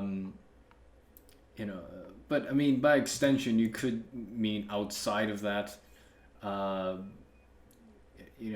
with that context or whatnot, but like outside of that, except of that, without of that. So anyway, just to keep things simple, except of that he eats. So and our genitive is right here with this. Yeah, that's our genitive. Let's move on. Taking a page from Old English, because in Old English the word to, which is cognated si here, can take the genitive. Si can take the genitive as well, and I would think in Old High German, because the thing is, both of these languages, if you go far back enough, the thing is, the far back you go with languages in general, the more similar they are. So, among other cases, si, by extension, by knowing Old English, can take the genitive as well. So, and how that can happen is through marking the object to or towards which motion takes place to or for. So, for example, here I wrote, Ich gewies zi des Landes. So I departed for the land. Another way of saying this is like I departed for England. I departed towards somewhere I'm going to go, So, whereas our genitive here is des Landes. Des Landes is our genitive. Moving on. B, marking position in or at. So, for example, we have was zi mittes wasares or wasares. So he was in middle of water. And so we have a preposition here, zi, and we have our genitives here, mittes and wasares or wasares. Because the A there is optional. Yeah, so anyway, so this is our genitives. Let's put that in red. So that is our genitives. And we have a preposition zi here. Moving on. C, marking purpose. Siu zi des heri samantun. So what's going on here? So we have they, zi, to, or what have you, des heri samantun. So they gathered army, either for that or of that. So this could be translated for or of, and this is like marking purpose, like of that, for that. So zi this, yeah. So this is our genitive. So they gathered. For that, gathered, army gathered. So they gathered army for that or of that. So again, referring to our before of our multi-use this. So here it comes back again. Moving on. D, forming with nouns and adverbial or prepositional phrases. So here we have zi gebu, ich eru inan. So in grace I honor him. In grace I honor him. So I created this sentence, based off of what I read from Old English sources and whatnot, and how this would be used and whatnot. So how this would be manifested. So zi gebu, in grace I honor him. So zi gebu. Where's our genitive? Our genitive is in gebu. let's move on. E, marking a point of time at which something takes place, and we have here this, and it's like literally saying to of this or on this, or depending on the context, it could be now. So yeah, I found that pretty interesting when I read that, and in Old English, and then translate it into Old High German. But another example is again. So this is marking a point of time at which something takes place. So essen sie mittes Tages. So to eat at midday. So we have our genitives here are mittes and Tages. Yeah, and yes, we have our genitive here. This got to put that in red. So yeah, yeah, we have our genitives there. So it's marking a point of time at which something takes place. And this says here to eat at midday, or you could translate this as on midday as well, or if you will. Moving on. F, marking a limit to, up to, until, till. So we have here is, was, en, zieht, zi, abendes. Is, was, en, zieht, zi, abendes. So it was an hour to evening. So it's like marking a limit. So another way of saying this would be like saying it was an hour until evening, or till evening, up to evening.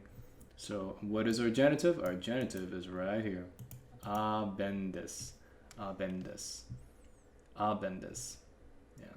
Abendes. Moving on. G, marking a space of time in the course of which something takes place. At, in, on. So here's the sentence I created. So ich, well, that was inspired by an Old English sentence. Ich sah inan das was sie frie Tages. I saw him, that was on Friday. And so we have a preposition sie here, and Friday. So this was on Friday, or at Friday, in Friday. And so that was so this is our genitive here. So yeah, so if you want to say that was on Friday, das was sie frie Tages. Yeah, that's a way of expressing that in Old English, and by extension Old High German as well. Moving on.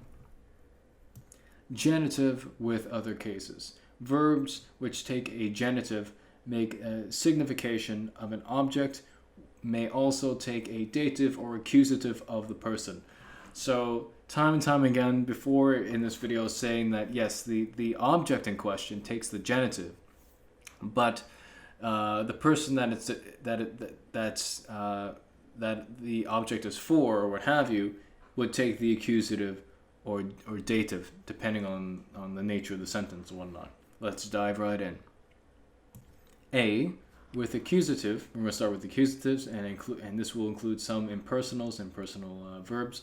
So we have our example here of dich eeuwichtes fragen. Dich eeuwichtes fragen. And this is literally to ask you of something. So we have a verb here, fragen. This is to ask. And so what is our accusative and what is our genitive? So we know that this is our verb. So our accusative is here. So we'll put this in blue. Yeah, we'll put this in blue. And our genitive is right here. And yeah, put that in red. So eeuwichtes. So to ask. The thing is, this is part of a longer sentence. So bear that in mind. So this may seem a little like, how does this make sense, right? So to ask you, and this is the accusative direct object, and ask you of what? Ask you of something. So the object, or if you will, is in genitive, and the person in question is in the accusative. Let's move on. Another example we have here of siu innan fola zuchti batun. So they asked him for help. So we have our subject here as siu. We have our accusative, and we'll put this in blue, make it easier. Then we have fola zuchti. This is in the genitive. All right. So because they are asking for what? They're asking for help, right? So the genitive in this context has that meaning, or that force meaning for help. For. It has that for. So they asked him, accusative, for what, or of what? They asked him for help or of help, right? So this is in the genitive. Moving on. In this example, we have an impersonal verb. So we have dich, zweho, veru, sprachu. So dich, zwehu, zweho, veru, sprachu. So we have dich here. This is our accusative. And because the thing is, the sentence is like you, quote unquote, would doubt of the speech. But this verb here, zweihon, it also means like to doubt as well as to hesitate. So, but in this context, we're using it to doubt. And this is used in the context of, so this is the present subjunctive, I believe third person.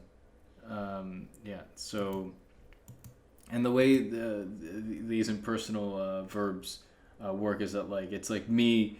For example, if I were to say like I'm hungry, I'll use a modern English example. So if I were to say, it'd be like me saying me hungers, or something like that. In the same way. In this case, this is with dich, so it's like saying you, or like, so you would doubt, so like doubts to you, if you will, to be very literal about it. So doubts to you, dich being in the accusative, doubting of what?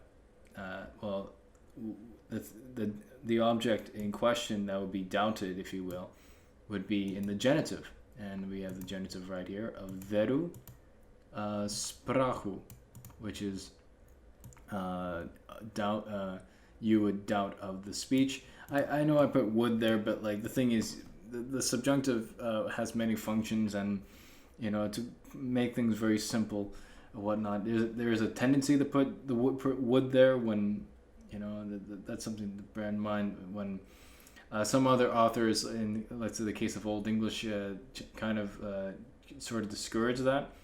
But moving on. But for sake of simplicity, I'll just put that in there. So we have dich is our accusative, zweho is our verb, and we have veru sprachu. This is our genitive. So you would quote unquote doubt of the speech. So, moving on. Another example we have here, with the accusative Andreas anafangota merilidantum genadono bitten virdi truchtinan. Okay, so where is our accusative? Well, first off, the sentence says Andreas began, quote unquote, for the sailors, ask Lord of glory for mercies.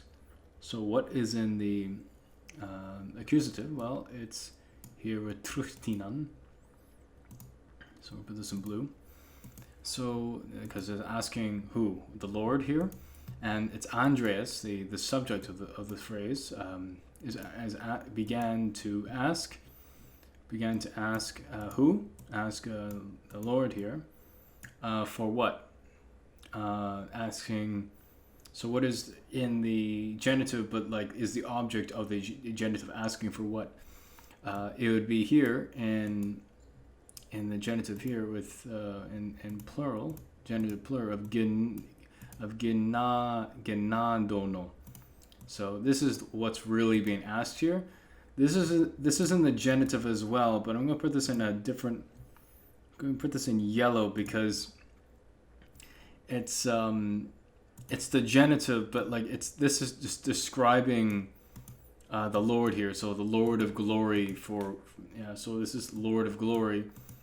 But the main accusative what's trying to be articulated here is for genadono.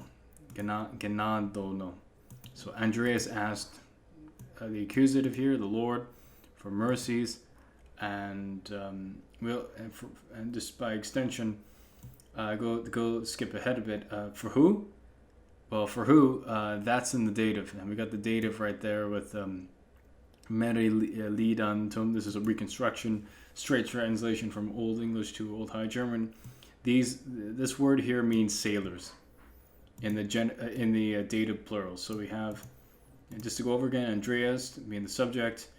Our accusative is Truchtinan, and the genitive here that's of like the genitive of what's being asked for is right here in genadono,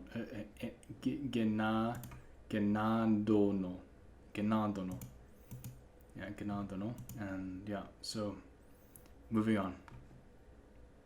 So here with our final example with the accusative and the genitive of vegana,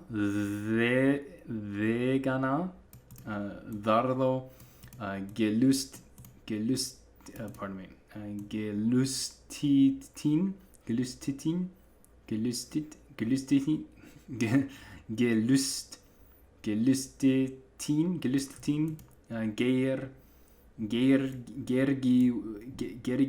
gergewines. So translation is Thanes greatly were desirous for spear fight. So the way to really understand what's going on here, we have to ask ourselves, okay, where's the accusative? Well, the accusative is vegana, because we're dealing with an impersonal verb. So this is in the accusative. We'll make this blue. And our verb is right here, gelustitin.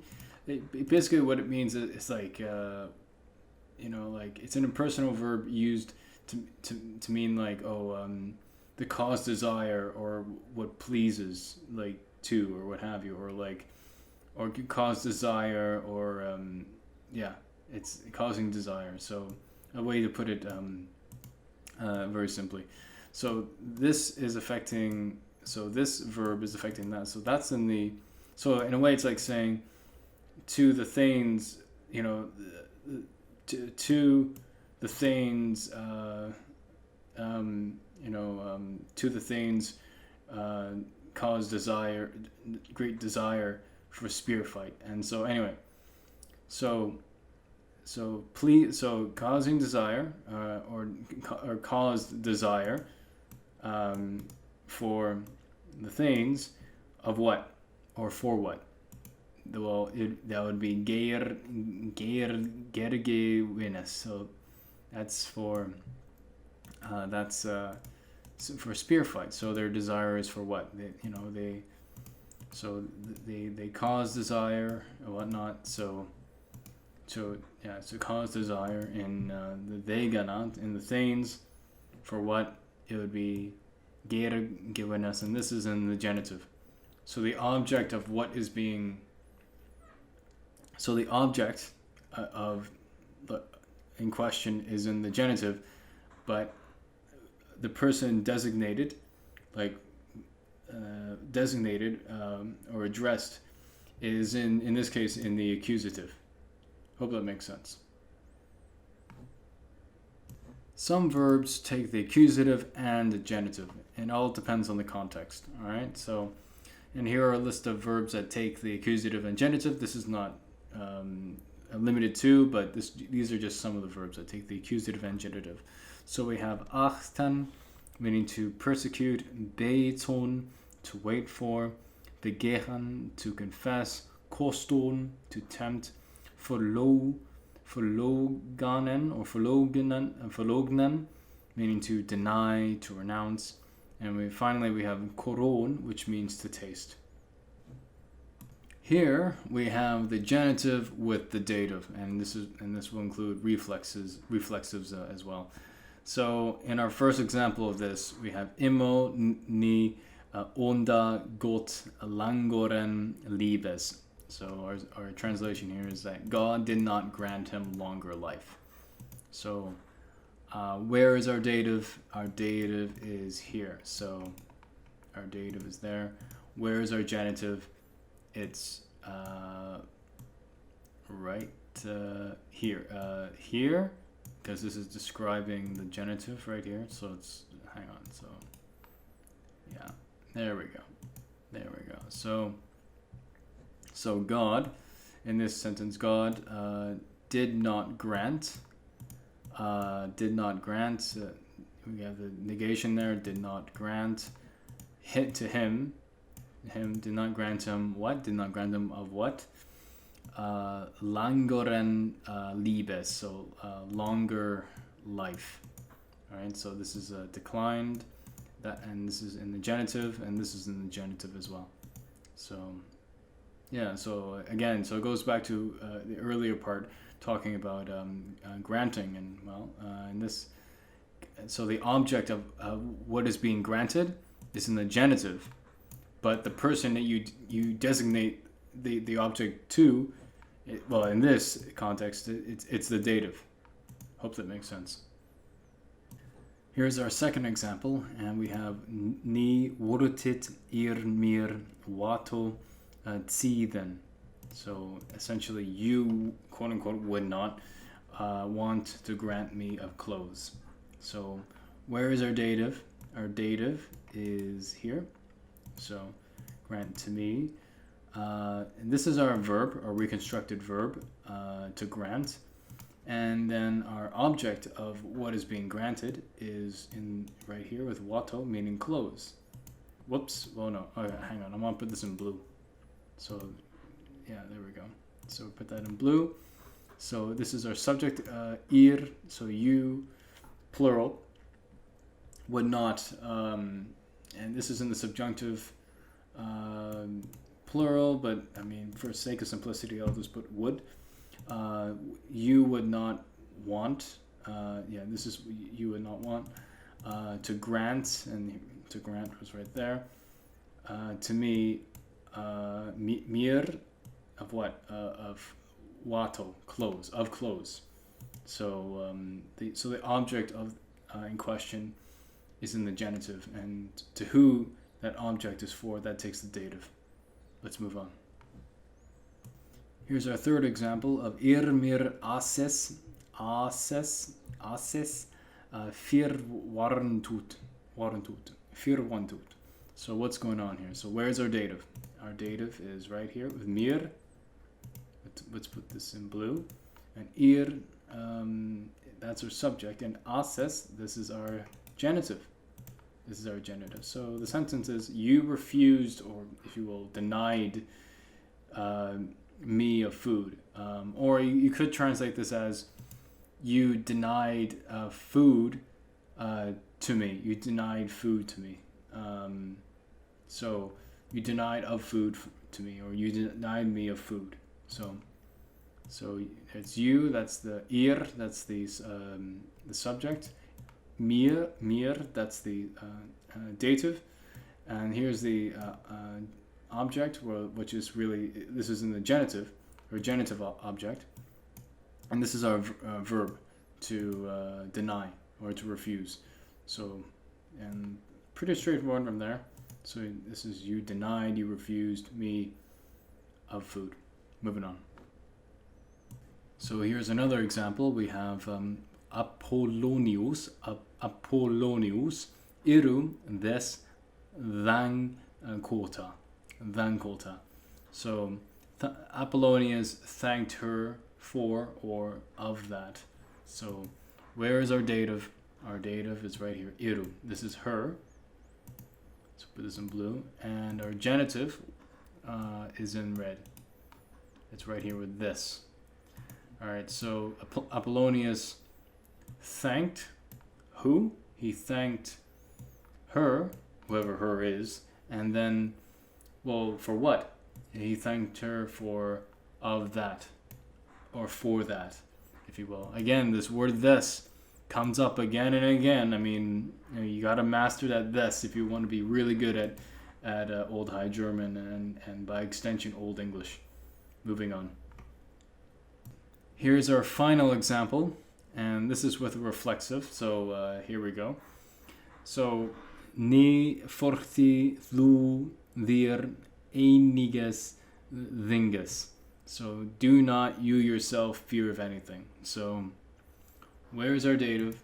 Our dative is right here, and this is a reflexive. So, because it's a reflexive of thu, which is, second person singular, and this is in the nominative. Excuse me. While this is in the dative. So do not be scared or do not fear. And so we have our dative here, but our genitive is like, well, scared of what? Fear of what? Or fear for what? The object in question, would take the genitive. So in here we have einiges and thinges. These take the genitive. Oh yeah, 1 second, sorry, I'll put this in blue. So we got our dative there. We have, so, ni forti thu dir, do not be scared yourself of anything or for anything. So it has that nuance there. It could mean for or of. Old High German syntax. Dative case. The dative means the indirect object. The indirect object. Usually the person to or for or with reference to whom something is done.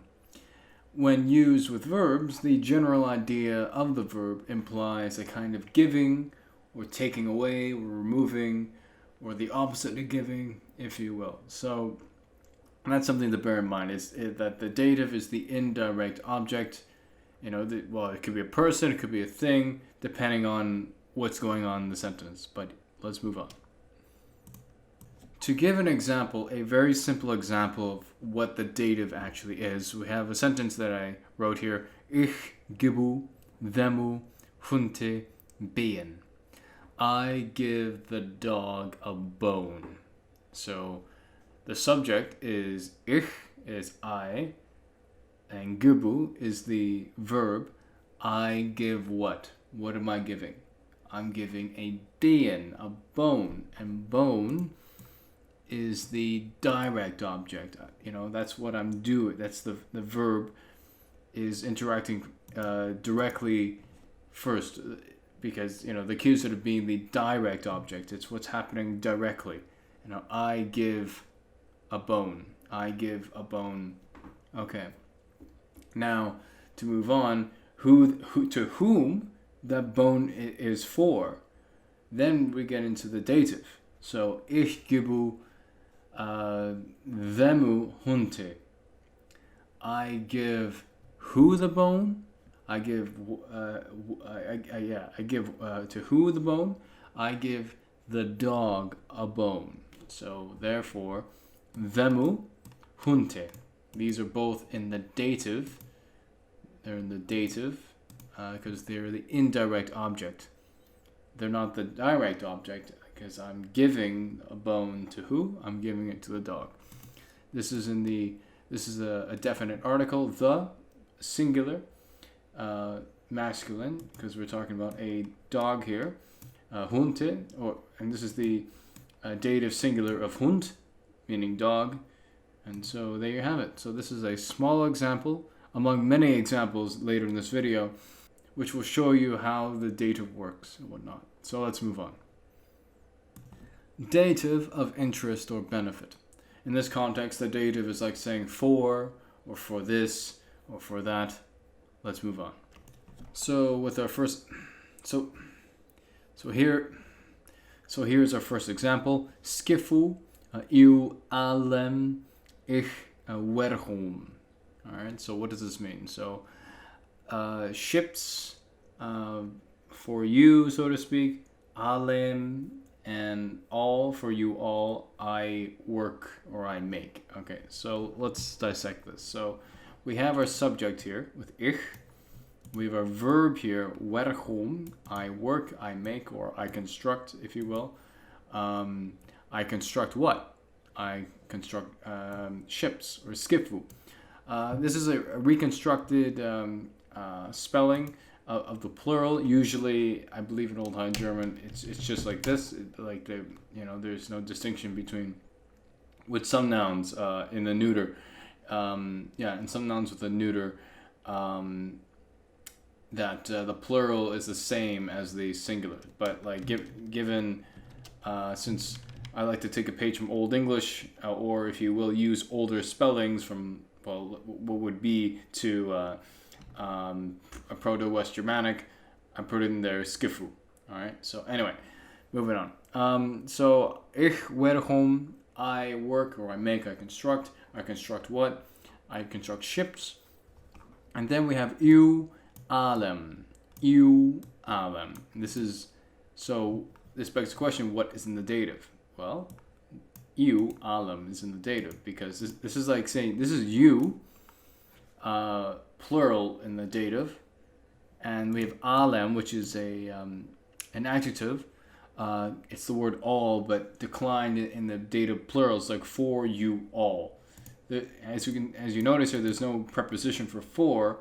That's why we have we have the dative to kind of say that for us without actually putting the preposition there. It would be kind of redundant to put the preposition there when it's already implied with it already being in the dative. So ich, ich werhom, skifu, you allem, ich werhom, ships for you all, I work / make, and so allem goes with you because it's they're both in the same case, whatnot. So moving on. Our second example includes a reflexive. All right, so let's read this out. Das sie im Waffenu wertin. Das sie im Waffenu wertin. So that they for themselves weapons worked made.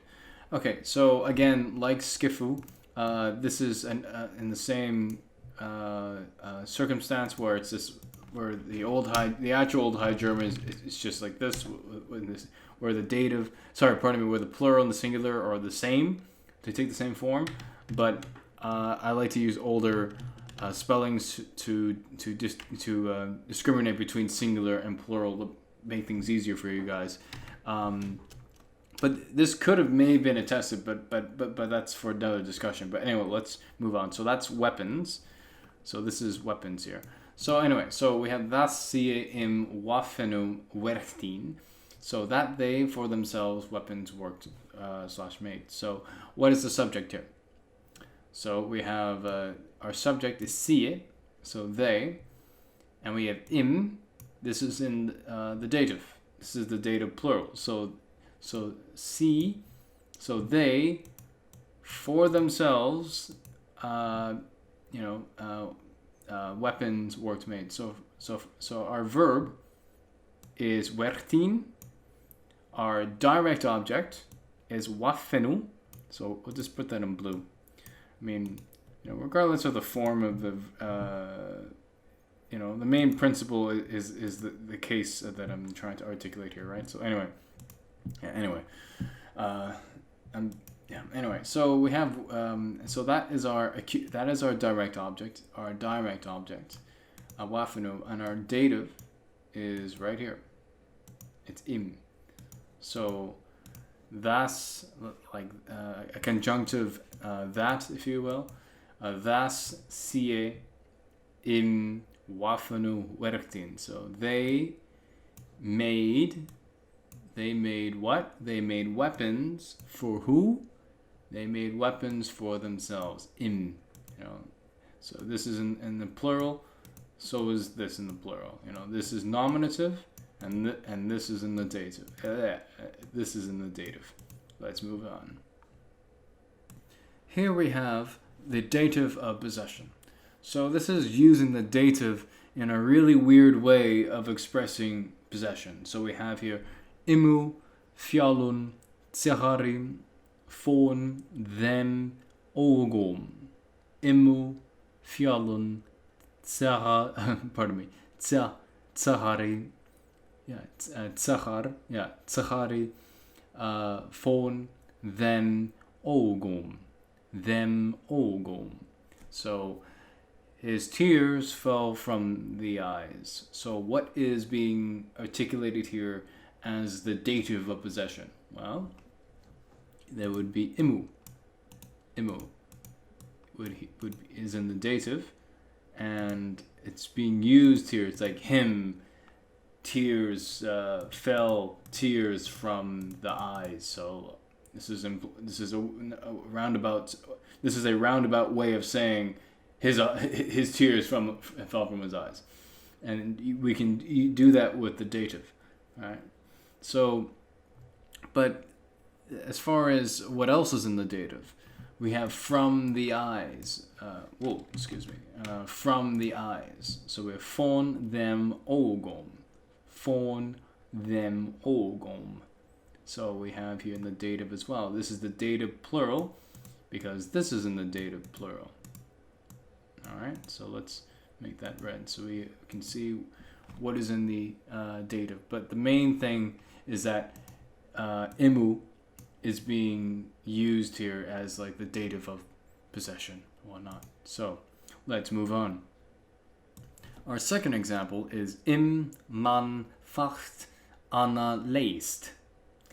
In man facht Anna leest. Their man fought on track. Okay, so what's going on here? We have im. This is in the dative, so it's like saying them. Yeah, it's like them.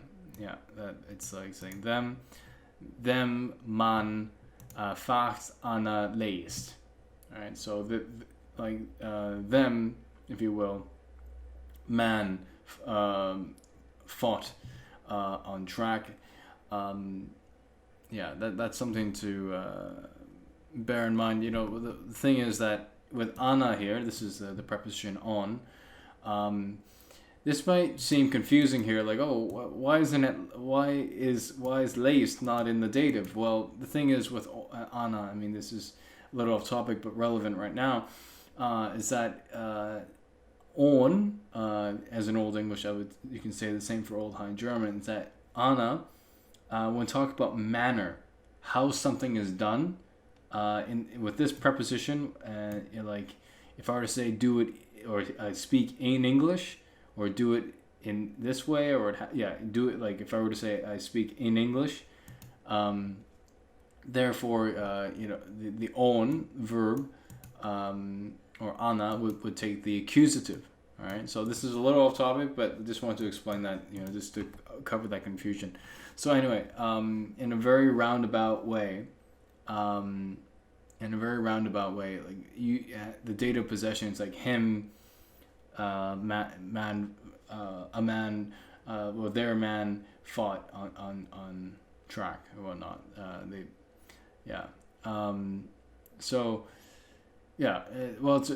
To be very to translate this a little better, actually, it's like their man fought on foot, if you will, because this word laced also means footprint, so it's a way of saying like their man fought on foot, if you will, or on track or foot.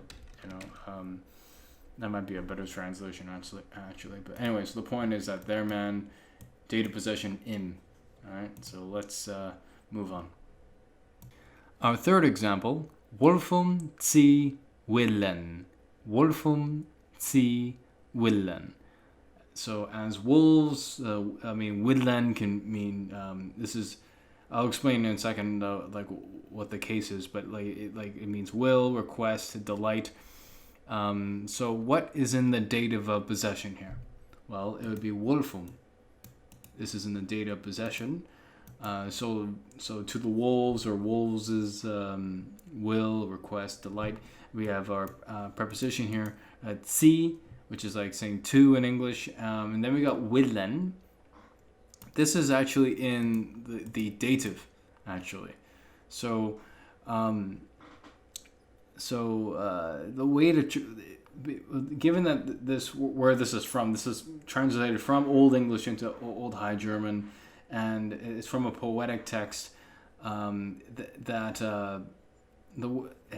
thing is with older languages, especially Old English, is that when you want to express like as a friend, or as a will, or as a request, or as a what have you, you take the word to, and then you make whatever after it in the singular dative, right? So we have here zi, which is our like English to, or to in Old English, and then we have our dative singular, willen. So like wolves is as the wolves' request. I mean, there are multiple ways of translating this, but understand that who is the possessor of the will or the request or delight? Well, it's the wolves, right? So I'll put this as well in red because it's also in dative. But remember that this is the dative of possession. So I'll make that bold actually. So yeah, moving on. Dative of deprivation. The object being removed is in the dative, and the person in question is in the accusative. So let's move on. Here's our first example. Enan anskrutita demu halben skichale. Yeah. So what is in the accusative, and what is the dative of object being removed? So therefore the dative of deprivation. What's going on here? So he undressed himself the half coat. All right. The words with the asterisk here, again, these are reconstructions, but I won't go too much into detail because I can be too detailed oriented with that. But anyway, let's carry on. So he is our subject. Is our subject. So, but what is our accusative? Pardon me. What is our accusative of person? Well, here it's innan. We'll make this blue. Make this innan, make it blue. So that's our accusative. So in this context, the accusative is being used in reflexive context. So he himself. So we have here unskrutita. So he undressed himself. He undressed, or he stripped. He took off. He removed. He removed what? He removed themu halben skichale. Themu halben skichale. Alright, so this is all in the dative. He removed what? He removed, or he undressed,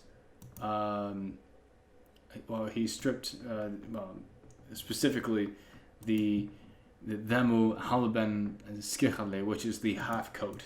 So we have, this is in the dative, halben is in the dative, halben is in the dative, and so is skichale. These are all in the dative and whatnot. So that's so let's move on. So here's our second example. Vingum intgarawita inti genachotota. So what is going on here? So we have a translation here that I did. Things undressed or unprepared. I mean, this word can depend on the context. It can mean undressed or unprepared, or undone, if you will. I mean, that's by extension, but really undressed, unprepared. And here we have and made naked, or made naked, or made bare, if you will. But I think the literal translation is like made naked, or to make something naked, or to make something naked. Anyway. So what is our dative of deprivation here? It's vingum. That's our dative.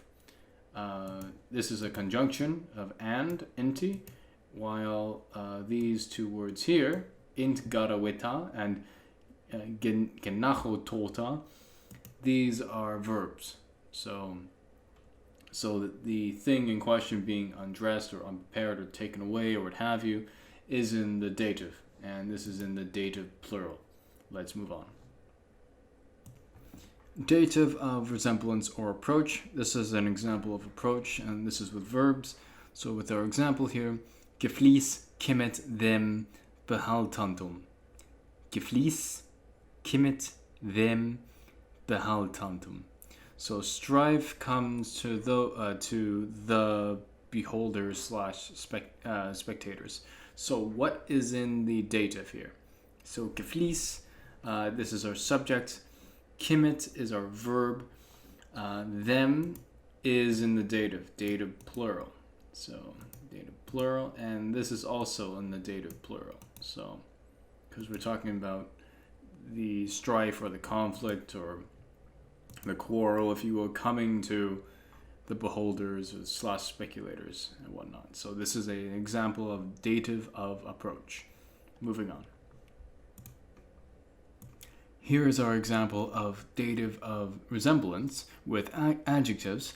And so we have here Vogel gleich hosto ist.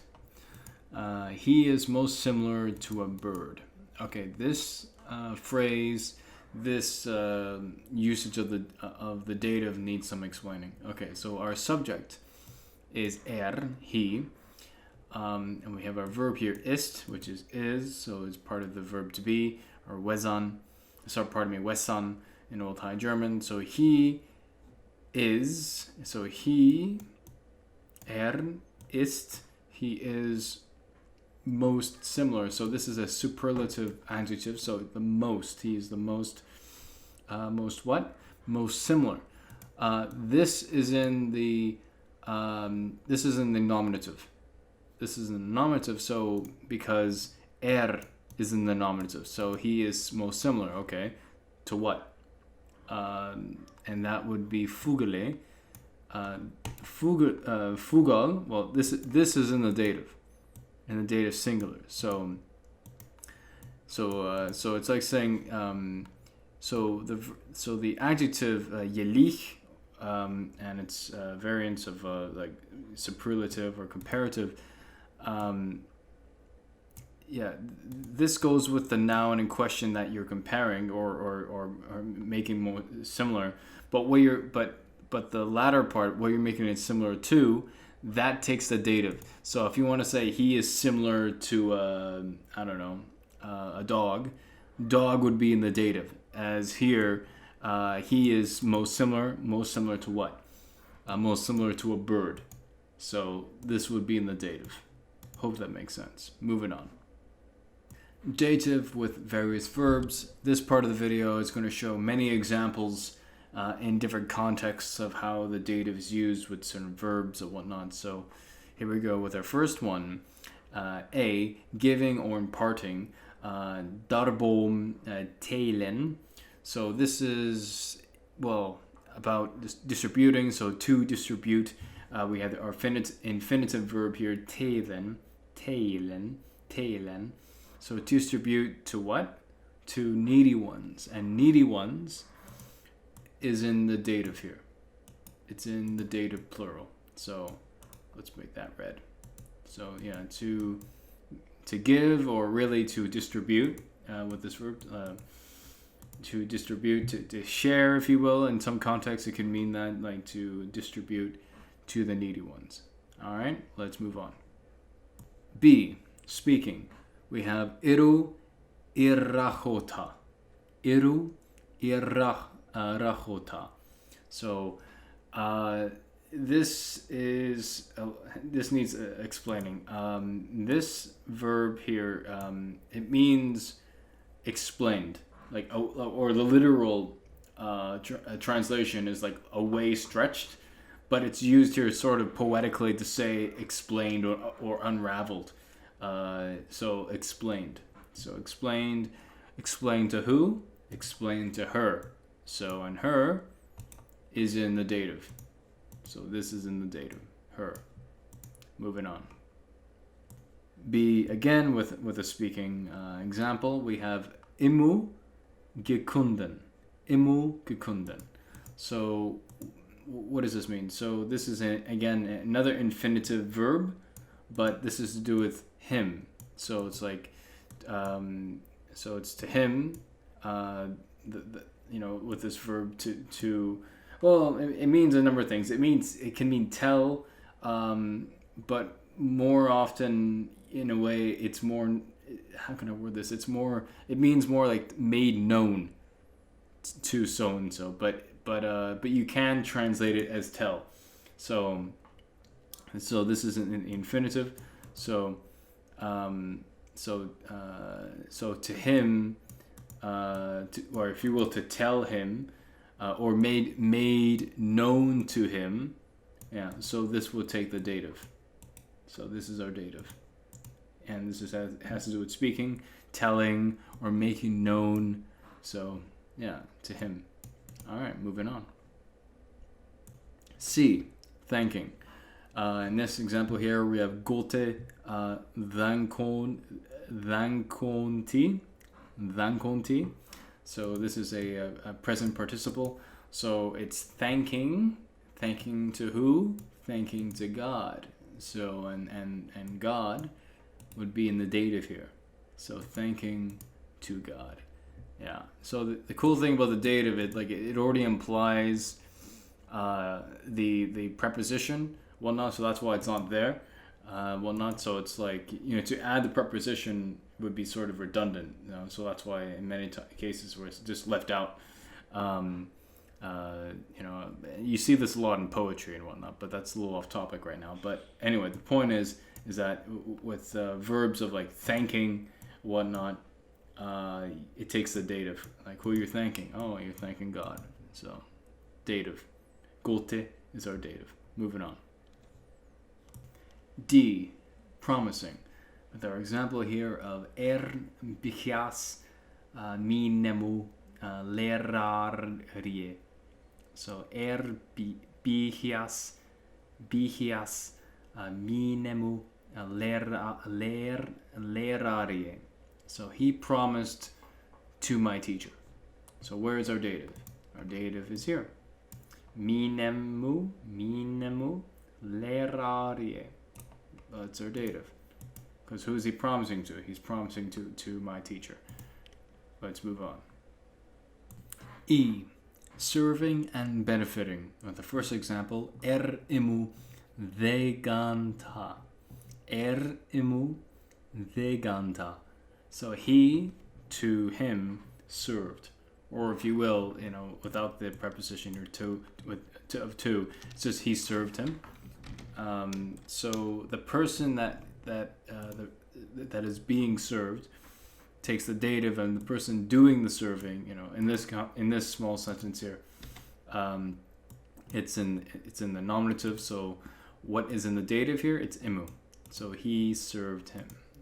Imu veganta. So yeah, him served. So yeah, or he served him. Anyway, moving on. Our second example, fremme geschwellig anderem. So he performed which to/for others. The preposition is omitted here because it's implied through what? The dative. And where is our dative? Our dative is right here. Anderem. Dative plural. Our dative plural. And here's our verb, our subject, and I believe this is our accusative here. It's this which is kind of like saying that. Like what he's performing, if you will. So he performed, and fremme here is in the subjunctive. Present singular. So it's, yeah. I mean, it's kind of almost like saying like he would, or like it's like hypothetical, if you will. But it's like he performed which for others, to others. Yeah. So that's our dative. So our subject is serving others, right? So moving on. Our third example, Immu fjang got ana folla zucht. So him took God in support. So what's going on here? Where's our dative? Our dative is here. Immu, him, took God. So what again? Well, what's our subject here? Our subject is God here. God took him in support. So Anna, or on or in, if you will, and folla zucht. This is actually in the accusative because this has to do with, I believe, the manner, in manner. So, but the point is, anyway, so when it comes to serving or benefiting, like the person that's benefiting or the person that's being served, that takes the dative. And our dative is right here. All right, let's move on. Our fourth example, managen genuchtsamen. Managen genuchtsamen. So this means to be abundant / enough / sufficient for or to many. So like the people that, so where's our dative? Our dative is right here, our plural dative to be exact. So this is our plural dative. So and this is our verb here, meaning to be abundant, enough, sufficient. Sufficient for who or for who? Well, it's the many, if you will, or for many, right? And here we have it in the dative, managem. Let's move on. F, obeying and following. And here's our first example. Gehorsamon minemu willen. So gehorsamon minemu willen. So, and this means to make or be obedient to my wish / will / demand. So where is our dative? Our dative is right here. It's minemu and willen. These are both in the dative.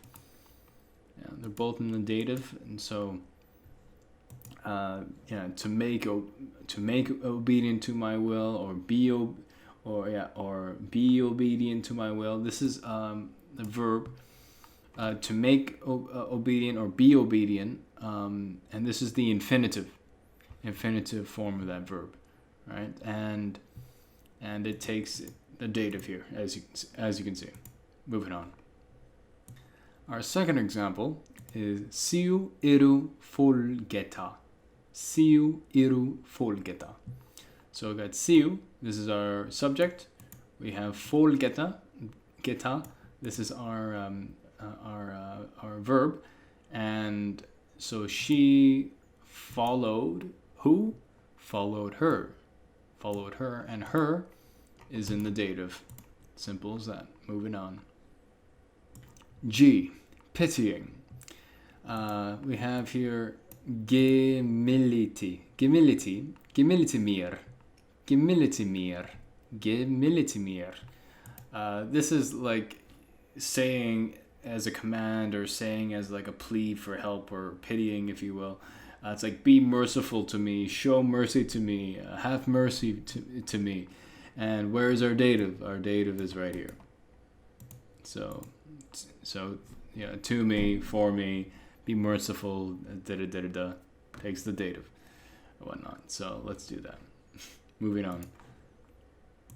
H, requiting / requiting is an older way of saying repaying, so repaying back. So we have our sentence here, or our phrase here, our fragment here. Vier geltan, eugehuelichem. Eugewellichem. It's quite a mouthful to say, but anyway.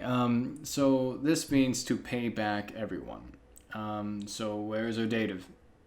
Our dative is right here. So to everyone. This is in the dative plural, and this is our verb to pay back, if you will. All right, let's move on. I, ruling. We have your diotum rechon. So the verb here, rechon, this means to direct, or it can mean to take course of action. And so well, where's our dative? Well, our dative is diotum. We'll put that in red. So that is our dative. So it's like saying to direct to peoples, to take course of action for peoples or to peoples and whatnot. So this is in the dative plural. Just to point it out there. Moving on. Another example of ruling, but this is more poetic. We have undom stillita. So he calmed. So he calmed, he stilled, if you will, if you want to be very literal, he stilled waves. And where is our dative? Our dative is right here. So he calmed the waves, he stilled the waves. So this is a very poetic way of saying ruling or what have you. Moving on. J, receiving. Entfjang veru wonungu. Entfjang veru wonungu. So he received the dwelling. We have that's our subject, he. Entfjang, that's our verb. Veru wonungu. What's that? That is, take a guess, it's our dative. That's right, that's our dative. So we have the word the. We have a definite article, definite article, feminine. Feminine, singular. So this is in the feminine singular. It's like the. What we have here, wonugu. This is in the dative as well. Feminine, and it means dwelling. So that's so yeah. So when it comes to verbs and well, in this context, when it comes to receiving, it takes the dative. So and this is our example here. Moving on. K. Pleasing and suiting. So we have our first example of here of imu allen licheta der sang. Okay, with a sentence like this, when it comes to like verbs that do with pleasing or liking, what have you, you almost have to read the sentence backwards. I know that may sound a little weird. You may have to read it somewhat from the right to the left rather than usually from the left to the right. So what we have here is imu. This is our dative. Yes, our dative is right here. And him, as well as alem. That's in the dative as well. That's saying like to him completely. This actually is in the is the dative, but used adverbally. But I'll speak about that a bit on that later. Anyway, so. And this is in the dative plural, just to point that out there. So to him completely, licheta, well, pleased, if you will, pleased the song. So another way of writing this whole sentence would be like saying the song pleased to him completely, if you will. That'll be another way of writing it, but. Given this time period or whatnot in Old English and by extension the other West Germanic languages as well, to say you like something, you can express it through this way as well. So like to him, so to him, starting with the dative here. So yeah, so that's our dative. Moving on. Here's a second example of wir. Getabanot der Sang. This word here is a complete reconstruction. Anyway, I just want to point that out there. I know I've said it time and time again that the star represents a reconstruction and not from the period. It's hypothesized, but anyway. Again, you almost have to read this sentence backwards. So it's really the song, der Sang, seemed fitting. Yeah, that's the way to translate this. Seems, seems. Yeah, well, not just seems, but like seems fitting to be very specific to you, dir. So like same like this previous sentence, it starts with the dative dir, and then we have gib, and then we have the verb, and then we end off with actually der Sang is actually in the nominative. So where's our dative? Our dative is dir. Our dative is dir. Moving on. L, seeming. Here where we have a verb, if you will, in our example, mir dhunkit.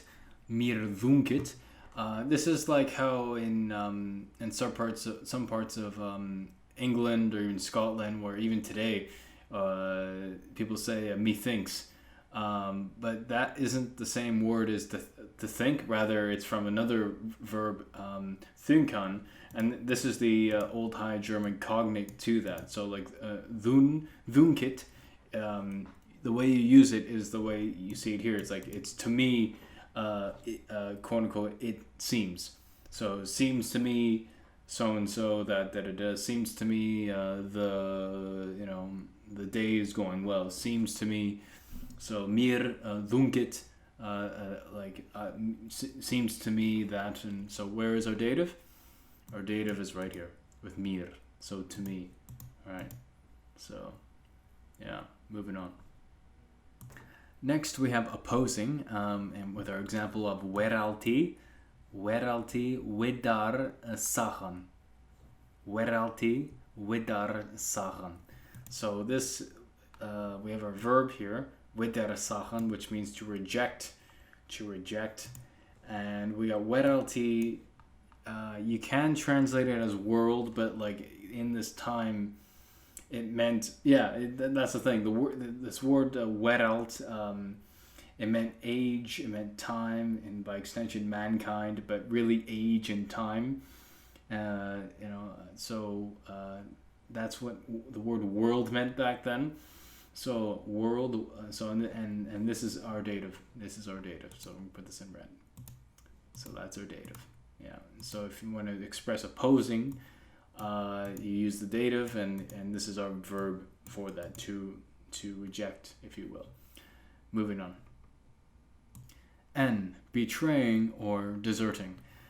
Depending on the context, it can be either or. We have a sentence here of swichit dir. Swichit dir. So he, you can translate this as like he betrays you or he deserts you, but given that our dative is here with dir, a way to translate this in English would be like he proves a traitor to you. So because the dative sort of implies that extra part. It implies or infers the extra part, infers like the preposition or what have you. So a way to translate this again would be like he betrays you, or he deserts you, or he proves a traitor to you. Swichit, swichit dir. Yeah, moving on. O, using. Nusot. Krafti mineru. Nusot. Krafti mineru. So he enjoys my craft. So we got our subject here, we have a verb here, nusot, which means to make use of, to enjoy, if you will, to use, if you will, to make use of, to enjoy. So where's our dative? Our dative is in krafti and mineru. So these are both in the dative. And so he he's part of it. He enjoys my craft, or he enjoys, I mean, the word craft in old West Germanic languages can mean a number of things. You know, it can mean craft, it can mean power, it can mean excellence. Yeah, it can mean excellence. It can mean a number of things. You know, so anyway, so he enjoys my craft, and our datives are kraftig and mineru. So yeah, moving on. Some verbs take the dative, such as fluchen,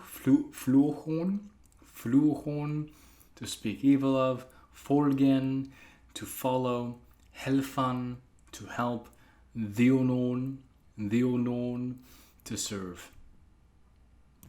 As well, there are verbs that take pretty much, accusative, genitive, and dative, just to throw in there, like gehan, or if you will, yehan, meaning to confess or to witness or what have you, right? So to confess, witness. All right, moving on.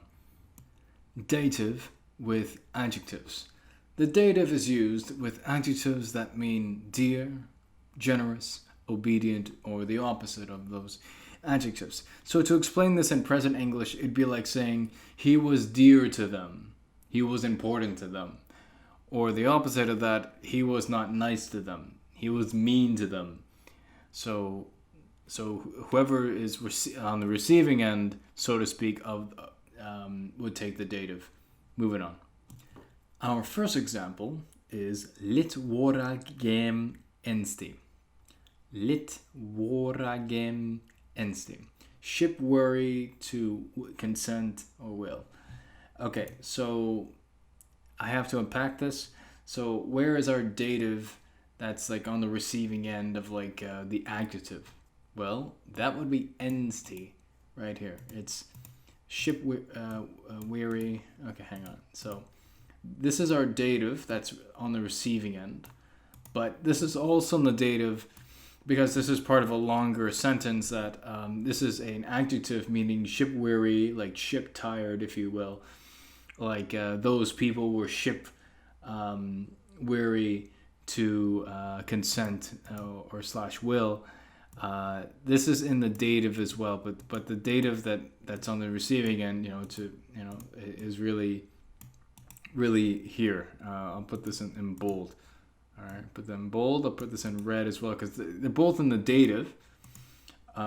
This is in the dative plural. So it's probably talking about a crew of men, a crew of people that are shipweary to will slash consent. But this is the main. I'll make it a little bigger. So yeah. So this is the main. Target of dative of what we're getting at here. So like he was. So they were, quote unquote, ship weary to will slash consent. Okay, moving on. Here's our second example, and I have to say that this is part of a longer sentence, but so bear with me. Gotte, then Leobon Vater. So what's going on here? So to God, the dear Father. So where's our dative? Our dative is here with Gotte, that's God. So to God, the dear Father. A way to translate this another way in present English, like the dear Father to God, or like the Father is dear to God. All right, so the Father in question is dear to God. So right, it's because thing is, all of this here is actually in the accusative, because again, this is a part. This is a part of a longer sentence. So another way of translating this would be like the dear the dear Father to God, or had this been written differently, it'd be like saying the Father dear to God, right? As my similar to my previous present English example of they were nice, or he was nice to them. In the same way here, the Father dear to God, or something like that. But like So the receiving end to the adjective, if you will, is in the dative here, and it's Gute, God. Let's move on. So here's our third example of bichobi. Ich bin Könige. So useful / necessary I am to who? The king. And where is our dative? Our dative is right here. Könige. So that is our dative. This is our adjective. I'm useful or / necessary. And there's our subject, ich, and our verb to be, bim, like the am, like in English, I am. So useful I am to who? The king. And the king here is in dative. Let's move on. Our fourth example is Volkum Vierkund. Volkum Vierkund, or really later pronunciation, Vierkund. So what's going on here? So we have our adjective, and this means a number of things. Vile, by extension, it could mean like insulting, revolting, if you will, like vile to who? Or vile to peoples, Volkum. And Volkum is our dative. So vile to who? Insulting to who? Peoples. So that's our dative. Moving on.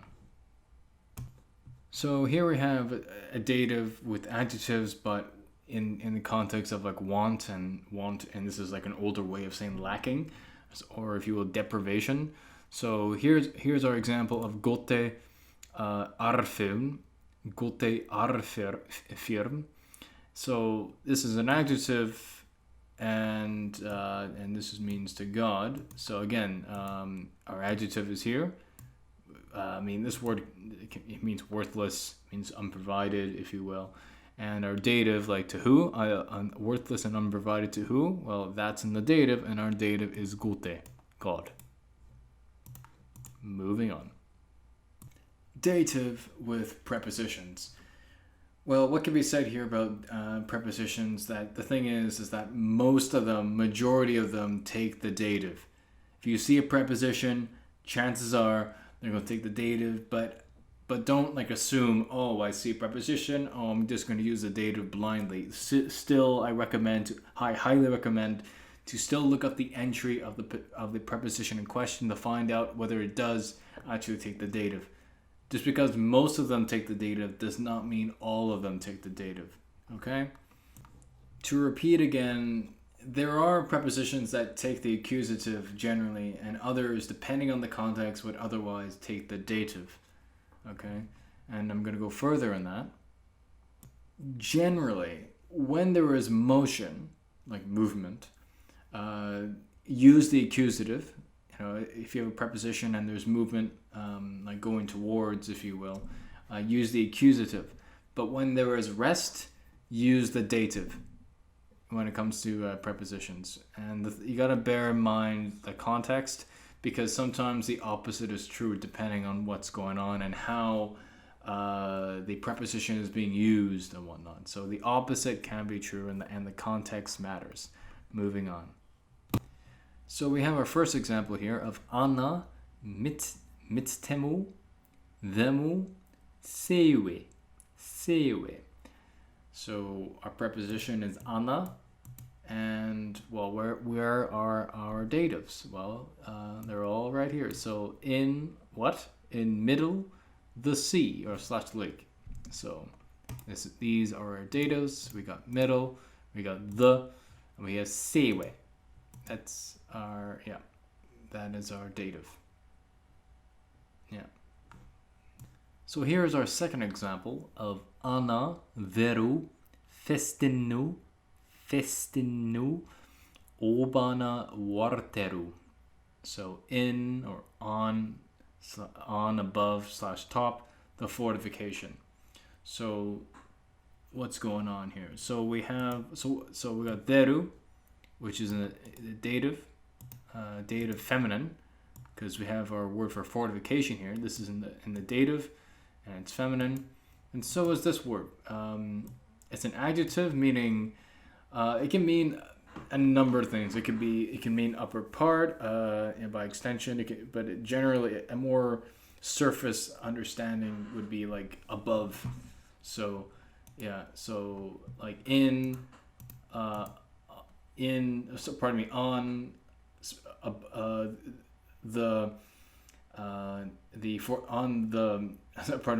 the fortification above. So or if you will, on above or on top the fortification. So this is also in the dative as well. So ana veru festinu obana warteru. So these are in the dative except for ana, because that's a preposition. That's a definite article, our noun, and our adjective. Pretty straightforward. Moving on. Adverbial dative. The thing is with Old High German, like Old English, you can take adjectives and nouns and put them in their dative, and that of itself, such words can be used adverbially. So, for example, we have the adjective all, al, and this is we have this in the dative plural, and we can use this adverbially, meaning totally or completely. And next we have a noun in the plural dative, meaning in crowds. So yeah, why don't I make these endings red? So these are that's dative plural, and here we have folun, which is interesting. It means it's from the verb folla, meaning like plenty, but here in the singular dative, and again, this is a noun. In the singular dative, used adverbially, it means completely, sufficiently, fully. So, yeah. So let's make that into red. And so yeah. So when so you can take a so pardon me. There are adverbs that are derived from adjectives and nouns. Moving on. Dative absolute. An influence of Latin onto Old English, or if you will, of course, on Old English and what to say of the Old High German and all that. As an influence of Latin, the Latin ablative absolute is imitated in Old English, by extension Old High German as well, where nouns and participles in the dative can, if you will, stand on their own and be used adverbially for time. Let's begin. We have our first example here of intfangeneru, sineru, bluotungu. So received his blessing. So what's in the dative here? Well, pretty much everything here is in the dative. But I mean, joking aside, well, yes, they're all in the dative, but what's the participle here? It's intfangeneru. Intfangeneru. This is the past participle of intfachen, meaning to receive, right? Among many other things, to receive, to accept, whatnot. So that will be our dative, intended dative. Make that a little bigger and in bold. And yes, these are in the dative as well. So dative absolute, as the name suggests, everything is in the dative. It's just the nuance is that so is the participles. In this case, the past participle. Moving on. Here is a second example of the dative absolute. We have vesem allem thus getanen. So let's break this down. So we have our definite article. This is or demonstrative article. It's like saying these, it's like saying this, but in the plural dative actually. So this is our dative. Allem is in our dative as well. This is like an adjective. So like these all. these all, if you will. And then we have thus. This is an adverb. And then we have getanem. This is our dative. That's a participle, past participle in the dative. So we'll make that a little larger. So, so that's the dative that we're talking about here. Well, I mean, really all of them, really. So we have dative everywhere. So dative absolute. So so for these all, if you will, to these all, so thus done. So this is declined like an adjective, for these previous datives as well. Given that this is the only isolated sentence we have, right? So yeah, so it's dative absolute. Pretty much everything here is in the dative, except for the adverb here, but moving on. Finally,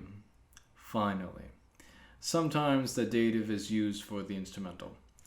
This is the case because at this time, the dative was falling out of use, as well as it was merging with the dative, as it was the case with Old English. So we have our example here of Cliffota Micheleru Stimnun. Cliffota Micheleru Stimnun. So what's going on here? So we have this verb here meaning cried out. This is in the past tense, cried out. And we have where are our datives? Our datives are right here. So the only difference is that, the only nuance is that this is a noun and this is an adjective. Cried out, great voice. And so we have the dative here.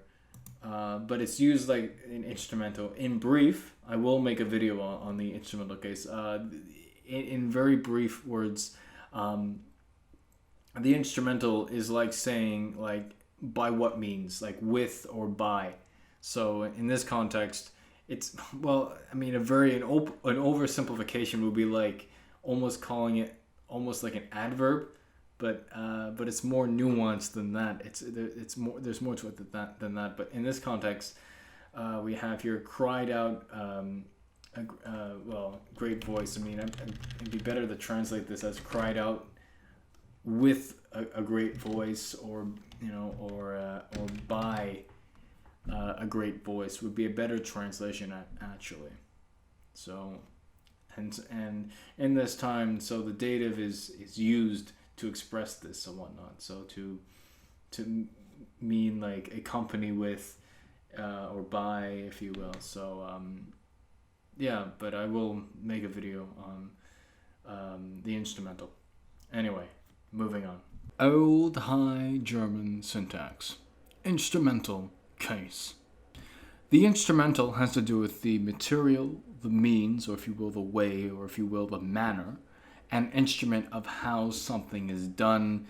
So it's almost like saying with or by or in or through that means or through that material or through that manner or by this instrument or with that instrument, in that instrument, if you will, or in that matter, in that means. So that's really what the instrumental is. In a nutshell, that's what it is. But the thing is, it's one thing to say, theoretically understand this. Okay, I understand what you mean, Kevin, but to see it in practice is something else. The instrumental can look like the dative. However, in many cases, it does look the dative because the instrumental over time merged into the dative, which is why today in German you don't have the instrumental. It's, you only have 4 cases, right? You just have the dative. Because what happened was the instrumental merged into the dative, and the same thing happened with Old English. I mean, in Old English there is the dative, but it's you can tell already, even in that time, in that language, the dative was the instrumental was merging with the dative, and the same thing was happening with the Old High German dialects and whatnot. So moving on. So here is our first example. We have Gesach, Glidu, Antlutio. Gesach, Glidu, Antlutio. All right, so he saw with what? What means he did this? Well, he did it with a, so to speak, a gentle face. So what is in the instrumental here? It is blidu ant lutiu. Yeah. Yeah, so the origin actually of ant lucio is actually the origin of the word in today's German. Antlitz. Yeah, Antlitz, which means like, I believe it's another way of saying form or face, or if you will. But anyway, I could be wrong about the later meaning. But anyway, but yeah, so this is Gesach blidu ant lucio, meaning he saw with a gentle face. Moving on. So here's our second example of gestadalota strangem machtim.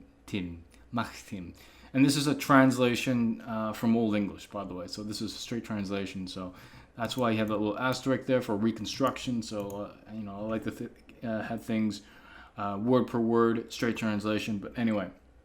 So he founded, as in like he started something. He founded, with, so to speak, with strong powers. So what's in the instrumental, but kind of merged with the dative? Well, it would be strangem machtim. Yeah. Well, they're both in the dative. They're both in the plural dative. However, but it's used instrumentally here. That's the thing with this time. Because the instrumental and dative, the dative merged into the dative, so you get the dative acting like a instrumental. But anyway, moving on. So here's our third example of gefasthota vollmond, gefasthota vollmond. So he fasted, as in not fasted as in, not eating a lot, not eating for a period amount of time. This is fasted as in like he made firm. This is made firm, quote unquote, with his palms and whatnot. So again, we have this dative instrumental thing going on, and this is it. Yeah, this is it. And this is in the plural dative. Well, but acting instrumentally. So this is applying the instrumental, so, if you will. Yeah, moving on. A fourth example, we have gefraswater, fortun, scosa, leomum, inte, lobum. Alright? So he adorned Earth's corners, quote unquote, in brackets, with or through the means of, or what have you, through rays of light and leaves and whatnot. So, yeah, he adorned the Earth's corners with, or the means of. You could put almost any preposition there, just to articulate the idea that this is something being used, how to do something, right? So, and rays of light, or this could be translated as like with radiances, if you will. It's bad English, but anyway, moving on. But so what is in our instrumental? So our instrumental, or it's really and dative, if you will. It's lobum here, leaves, and leomum. This is in the dative. Well, used instrumentally. Yeah, moving on.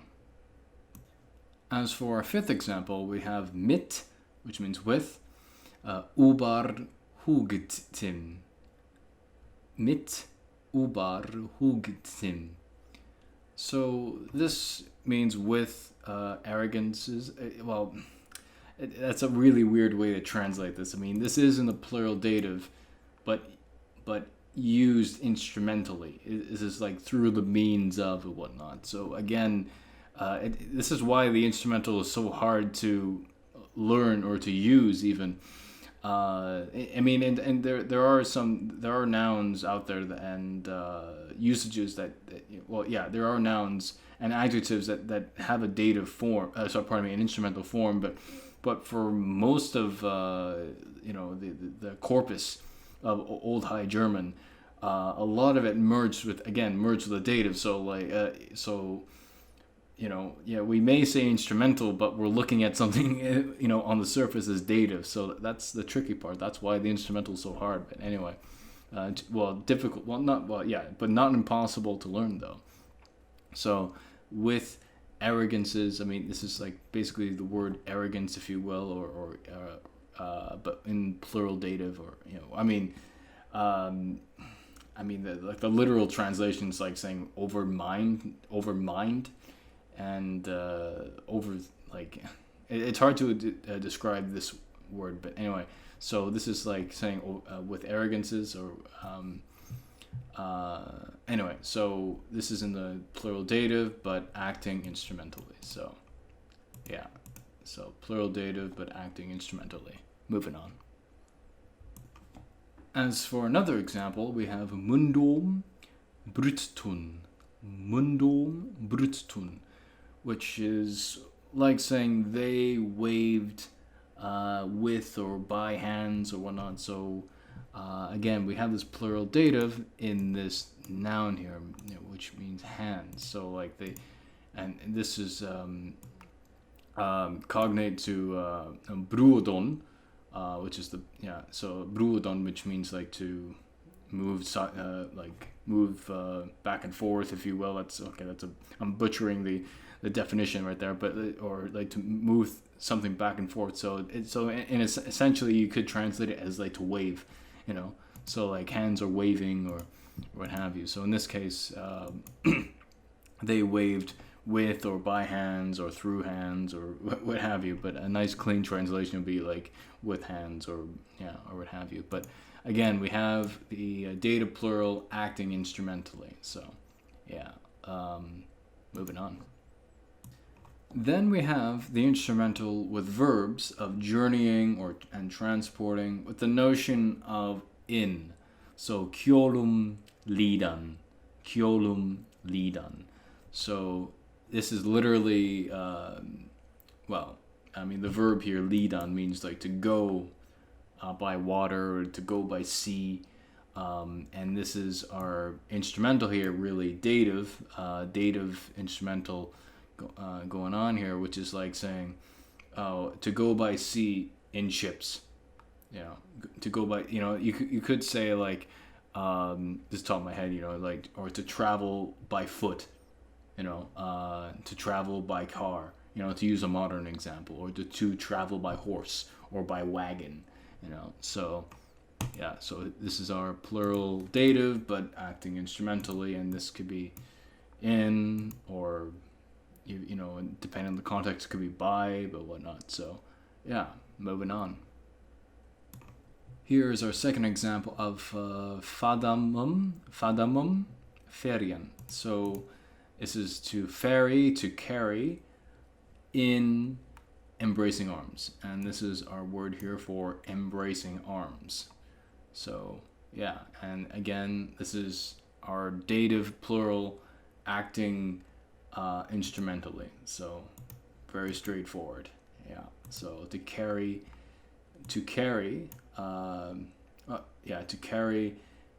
in what? In embracing arms. So moving on. Here's our third example of sindu gesuchta. And this is an interesting sentence that I've translated straight from Old English into Old High German. This word sindu, this is actually the instrumental form. So this is not me using a dative here. This is an instrumental. So which is very nice to know and see. Right. So translation here is that in journey sought. So and sought is like an older way of saying, well, it's not an older way. It's actually the past tense of the word to seek. So present I seek, and past tense I sought. So So how this person sought, he did it in journey. He did it in journey. Journey is his instrument, his means, his manner, if you will, the way he did it. So moving on. Here's our final example with verbs with instrumental with verbs of journey and transporting with the notion of in. We have siu tromum lebetun. Siu tromum lebetun. So they enjoys lived. So it's like taking like they and they lived in what? How did these people of they live? No, they lived in joys. That was their manner, their way of doing things. And so again, we have the plural dative being used instrumentally. All right, so let's move on. Next we have be, essentially the instrumental with verbs of speaking to indicate voice or language. And we have our translation here, straight from Old English into Old High German. We have Wortum quad. Wortum quad. So, in words said. So, how did this person say, if you will? How did this person speak or say what he wanted to say? He did it in words. Which is kind of, well, I mean, someone reading this for the first time, that's kind of redundant. You know, that's not really redundant because it's a very poetic way of speaking. You know, you can say things through a gesture or through sign language or whatever. But anyway, so our instrumental here is Wortum, which means words. So he's said in words, or he said in words, if you will. But the thing is, again, this is our dative used instrumentally, our plural dative. All right, so let's move on. Here is our second example of siu ant swarotun gaganquitim.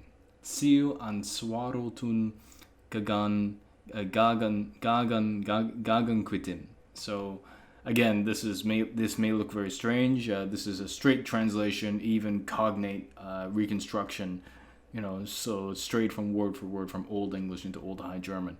So, so they answered in replies. So where is our instrumental, if you will? Our instrumental is in gagan quitim. So that is our word for replies. Again, this is the plural dative used instrumentally. All right, so moving on. C, essentially the instrumental with past participles, generally.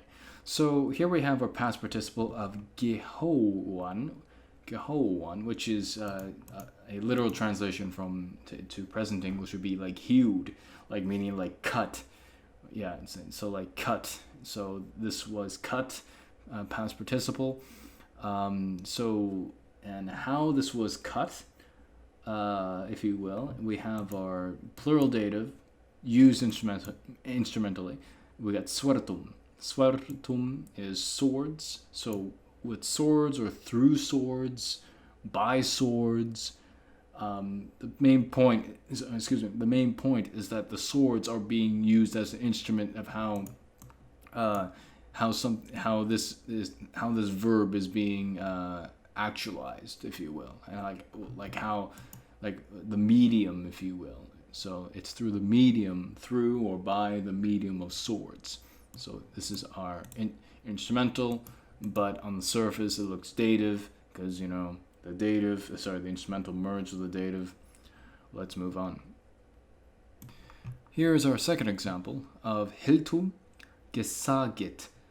This here is, again, bear in mind, many of these sentences I'm translating straight from Old English, cognate per cognate, even creating cognates, if you will. So you can have a direct, accordance when you look at the Old English source that I'm translating from. Anyway, so what we have here is hiltu gesagit, so with or in conflict, casted down. So how is this?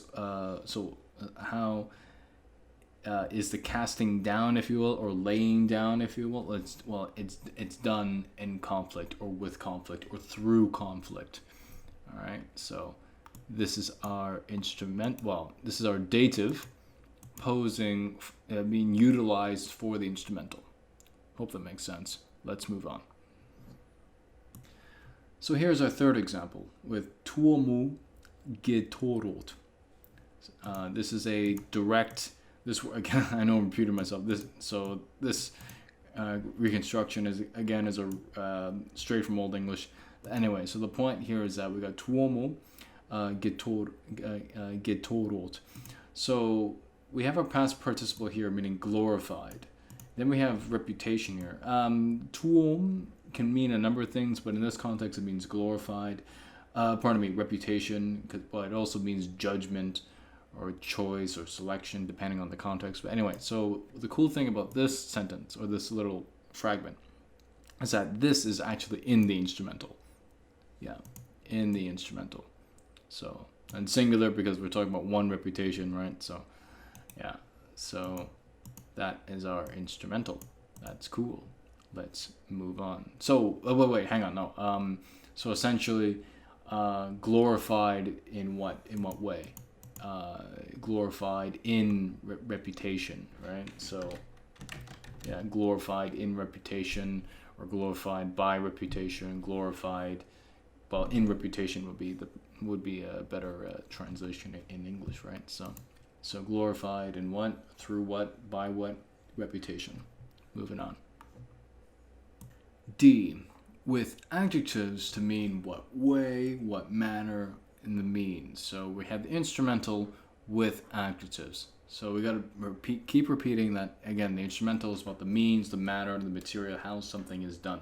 So in this context, so we're kind of describing how something is done. So we have here fedarom heroming, heromig, or heromig. I think I should, yeah. Hold on. Yeah, there we go. Heromig. So fedarom heromig. So with or by wings exulting. So it's giving us a very, if you will, very rich and vivid description of what's going on. So I should also say that a lot of the instrumental is used in poetry. You find that with Old English, and you also find it in some prose, I believe, in Old High German as well. And I don't doubt that there's a lot of, that there would be a significant amount of instrumental use in Old High German poetry as well. But yeah, so fedarom heromig, and this is, exulting. This is our adjective. This is our plural dative, but used instrumentally. All right, let's move on. Here is a second example of ekkom gekoste. Ekkom gekoste. So this is like saying with edges, by edges, trusty. So again, it's given us this colorful, vivid description. Like, of course, this is taken from a longer sentence, if you will. So it's like so through the medium of, or by the medium of edges, we have trusty in there. All right. So yeah. So again, this is giving us this, and so what is our adjective? Our adjective is gekoste, but this is like trusty in terms of like something tried, and tried and true, something tried and proven to work, if you will. So we got edges, through the means of edges, and like trusty of whatnot. So yeah, so don't be surprised when you see plural dative next to an adjective and whatnot. So that's just, the dative, or really the instrumental being employed, but given that the instrumental merged with the dative, that on the surface looks like the dative, but it's used instrumentally. Yeah? So this is the plural dative. So edges, through edges, trusty and whatnot. So, yeah. Again, one has to look at the full sentence to get a fuller understanding of the context. But like, so the point is that that you can see instrumental side by side with adjectives and whatnot. So yeah, moving on. Our next example is mundum friorig. Friorig. Yeah, I should hang on. Yeah, put a stress on that. So mundum friorig.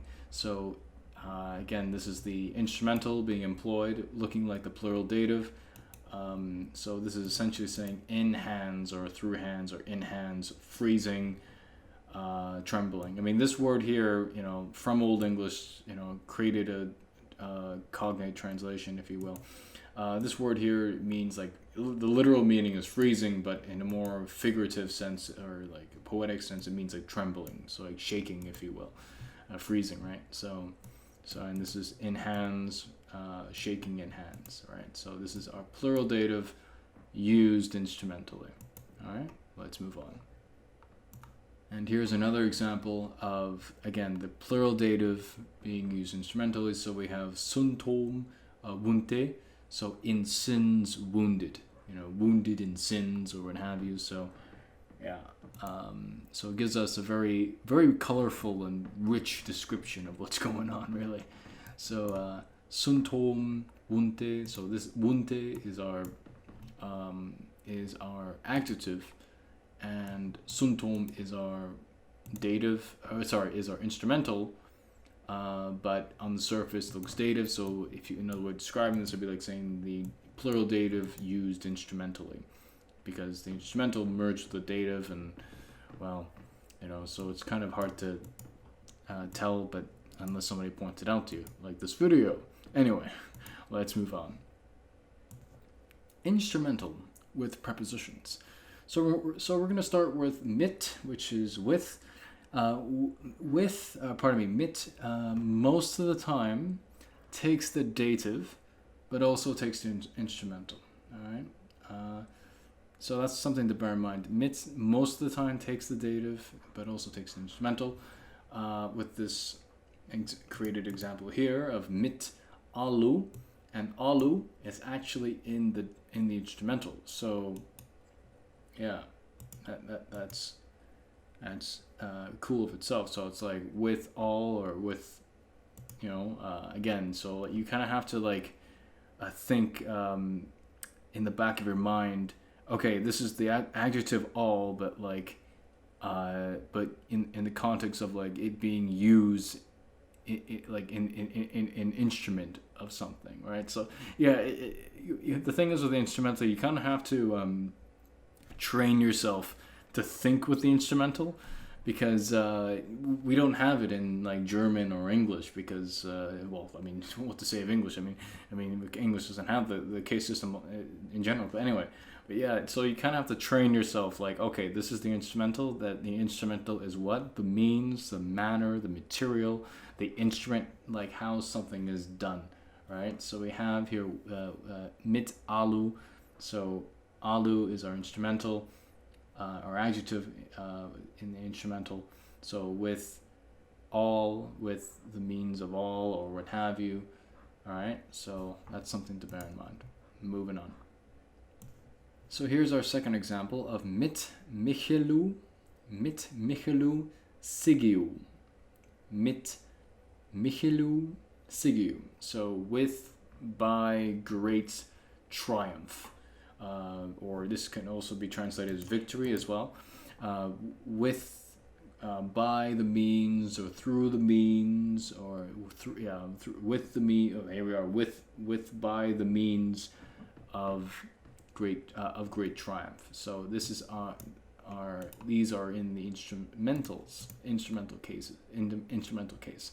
So again, when we see this, we have to stop ourselves and think, okay, so the instrumental, again, it's the means, it's the manner, it's the material, and the instrument, how something is done. So this is the instrument. All right. So yeah, you kind of have to train yourself and drill in yourself. Okay, this is the instrumental. whatnot. And I know I'm repeating myself again and again and again. It may seem tedious or redundant, but it does help to remember this stuff, right? Because this stuff isn't easy, and my job with these videos is to help you guys understand this stuff. So let's move on.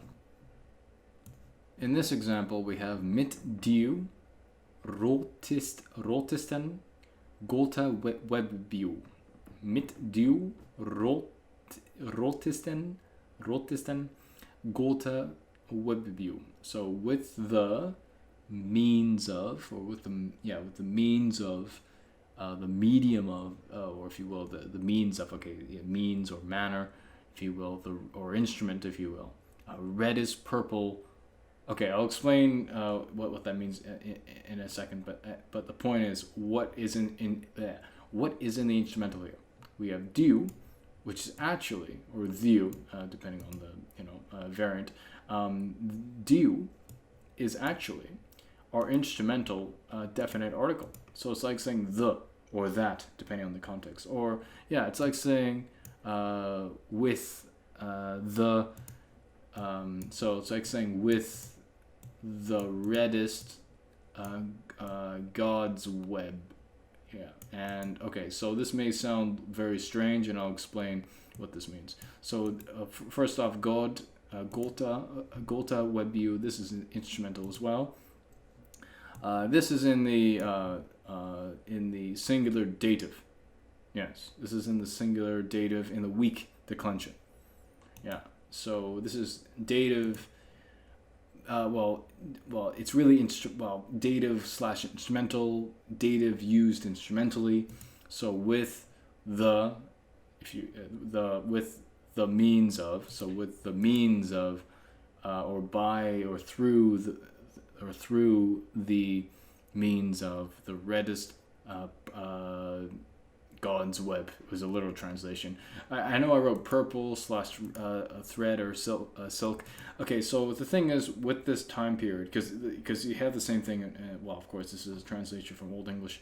You can say the same about the time of Old High German, or of this period in general.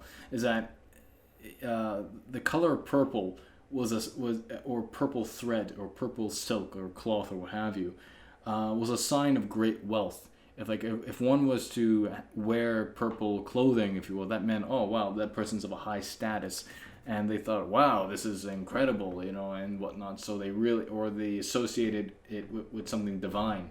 So in a very colloquial, Germanic expression, if you will, they just called it, oh, God's web, God's thread, like web being a very poetic way of saying thread.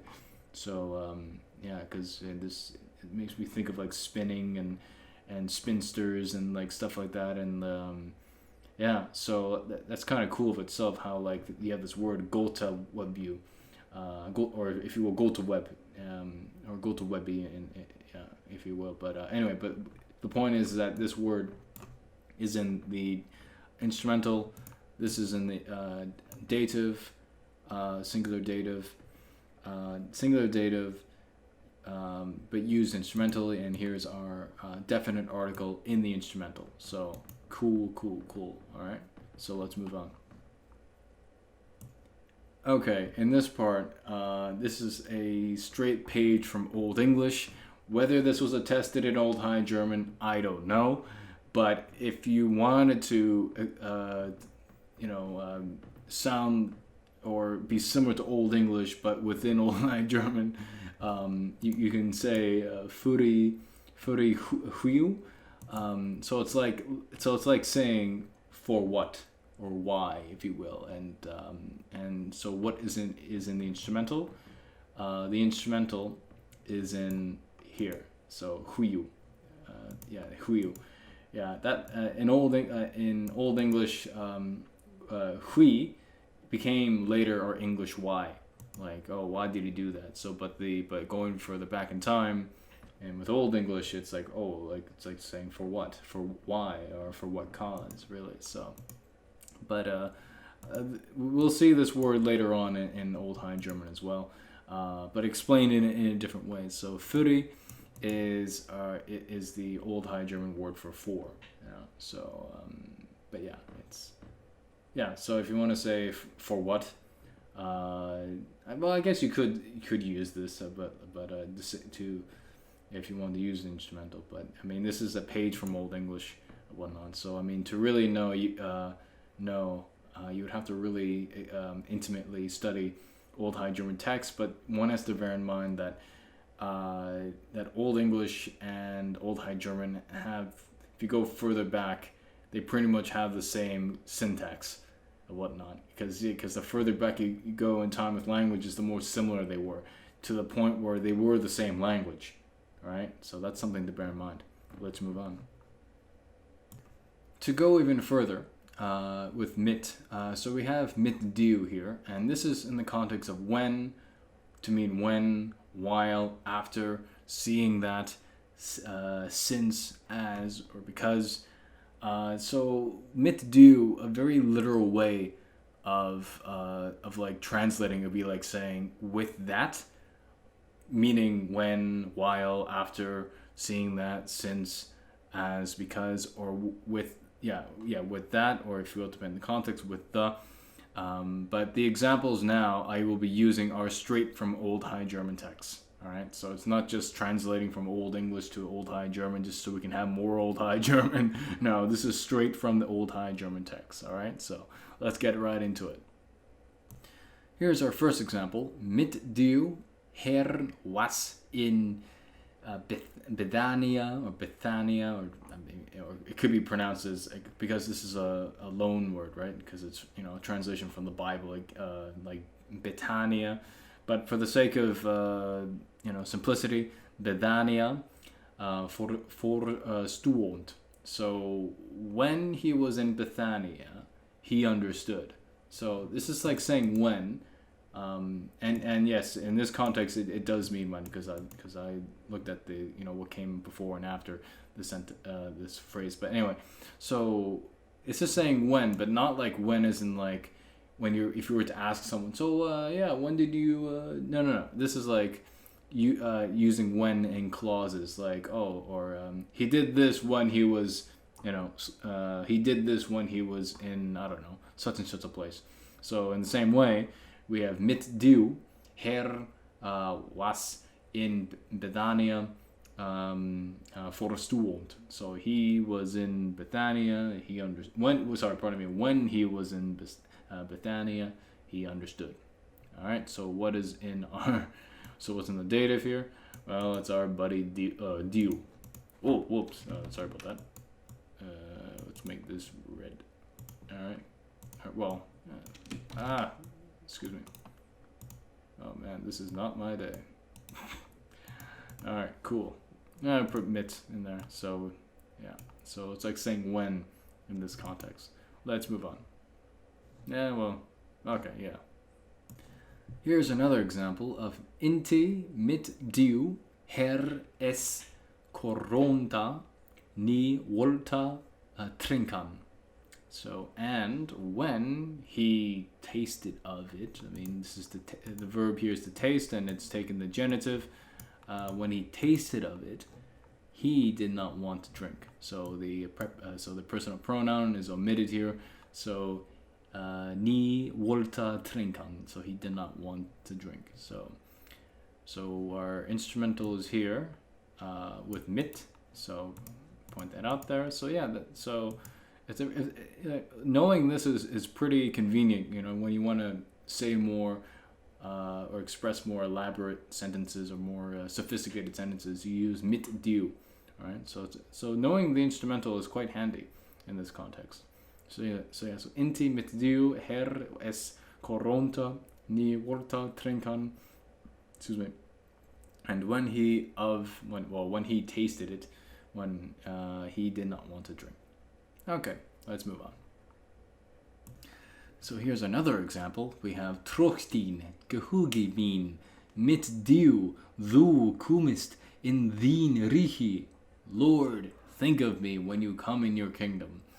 I love this because it's so easy to read and whatnot. It's very straightforward. So we got Trochtin, Lord, and then we got gehugi. This is the single singular imperative of gehugen, meaning to think of. And it takes the genitive here. So whoever is speaking here is like, think of me. Mit dir, thu kommst in din richi. So mit dir, when you come. So this is very convenient. So we got a mit dir right here. So yeah, again, so when you understand the mit dir, your expression of Old High German will increase. Yeah, and sound more sophisticated. Moving on. So another usage of the instrumental, the definite article du instrumental, we have it with the preposition be. So bidiu or bidiu. We have, it could mean therefore, because, since.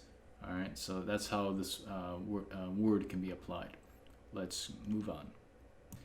So here's our example of bidiu. Wir, iu, nales, durch, dina, sprache, gelobenes. So since we yet not at all through your language believe. It's a very clunky translation, but anyway, so we have a bidiu here. I'm going to put that in red. So yeah, this could be translated as, like since, or because we yet not at all through your language believe, or therefore, depending on the context, you could say, because thing is, it's almost like bidiu is almost like saying literally at that or by that. So yeah, that's something to bear in mind. So bidiu can be used to mean therefore, since, or because, and here it's in the context of since. So yeah, or you could replace it with because or what have you. It's just one has to thoroughly again look at the text itself and then like make a decision which translation applies, which word for translation applies best. All right, let's move on. Here's another tool one can use of unter du. So this means in the meanwhile, but again, literally you can translate this as like under that. Under that, as in like, okay, so under that this was going on. So in the meanwhile, right? So while so we have A is going on, but in the meanwhile B is this and this and this. So that's another way of expressing that. So anyway, so we have unter du batun inan. So in the meanwhile, they asked him. The personal pronoun is omitted. So in the meanwhile, they asked him. So we got a unter du. Let's put that in red because we can. And yeah, let's move on. Another preposition one can use is in. So in du. I mean du. It's du and du are essentially the same word. It's just different period and what have you, and sound changes and whatnot. Anyway, so we got in du, which is used to mean therein, thereto, in case that. Just to be clear, because like words like therein and thereto, I mean that's like very formal English, so like therein is like saying in that place, in that way, in that document, or in that place, whereas thereto is like saying to that or that place, if you will. But and so anyway, so and then we got in case that. So anyway, so we have here in du ist wahr Wort. So in case that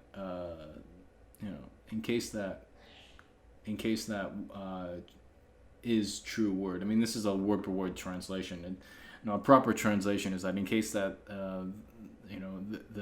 the true word is da da da da da, right? Yeah. So let's put this in red, because we can. Yeah. So in du ist wahr Wort. So in case that, if you will, the word is true, da da da da, or the word the true word is da da da da. Yeah. So yeah, there are many ways to go about this and whatnot. So in case that the true word is da da da da da. Moving on. Another example is in diu us usorostun finstarnesu. Finstarnesu. So what is going on here in this fragment, if you will? So we have finstarnesu. Finstarnesu. This is actually the instrumental, so it's like in darkness, if you will, like through darkness, in darkness, or whatnot. So, because the fragment before this part is actually talking about taking someone outside, and so we have here usorostun, which means like most outside, but declined in the weak, weak masculine accusative singular. So it's like saying like most outside place, if you will, like, or yeah, outside place in this context. But anyway, so we have in view here, which is in this context is like, you could translate it as like to that, like because the whole sentence is about like sending someone to that place. So or to that place or in that place. But you know, I mean, depending on the context, you could use therein or there too. But since we're saying like to that place, like sending someone to somewhere, it would be correct to have the well, I would think the correct translation would be there, to have there too, meaning to that or that place. So because thing is literally in view is like saying in that. But I mean, sometimes I second guess myself, but you know, you actually can say therein. Yeah, but the main point is that like view is in the instrumental, and in, like it's like literally saying in that, and you know it's like a very small semantic thing that's going on. So like therein meaning in that place, document or respect, or there too meaning to that or that place. So there too would be like saying to that usorostun, outside place, in darkness and whatnot. So yeah, anyway, I mean so anyway, let's move on. So that's in red, and let's move on. Here's another example with in view. So we have here in view non frankon veriam. So what's going on here? So we have non here. This is actually I don't want to say spelling error.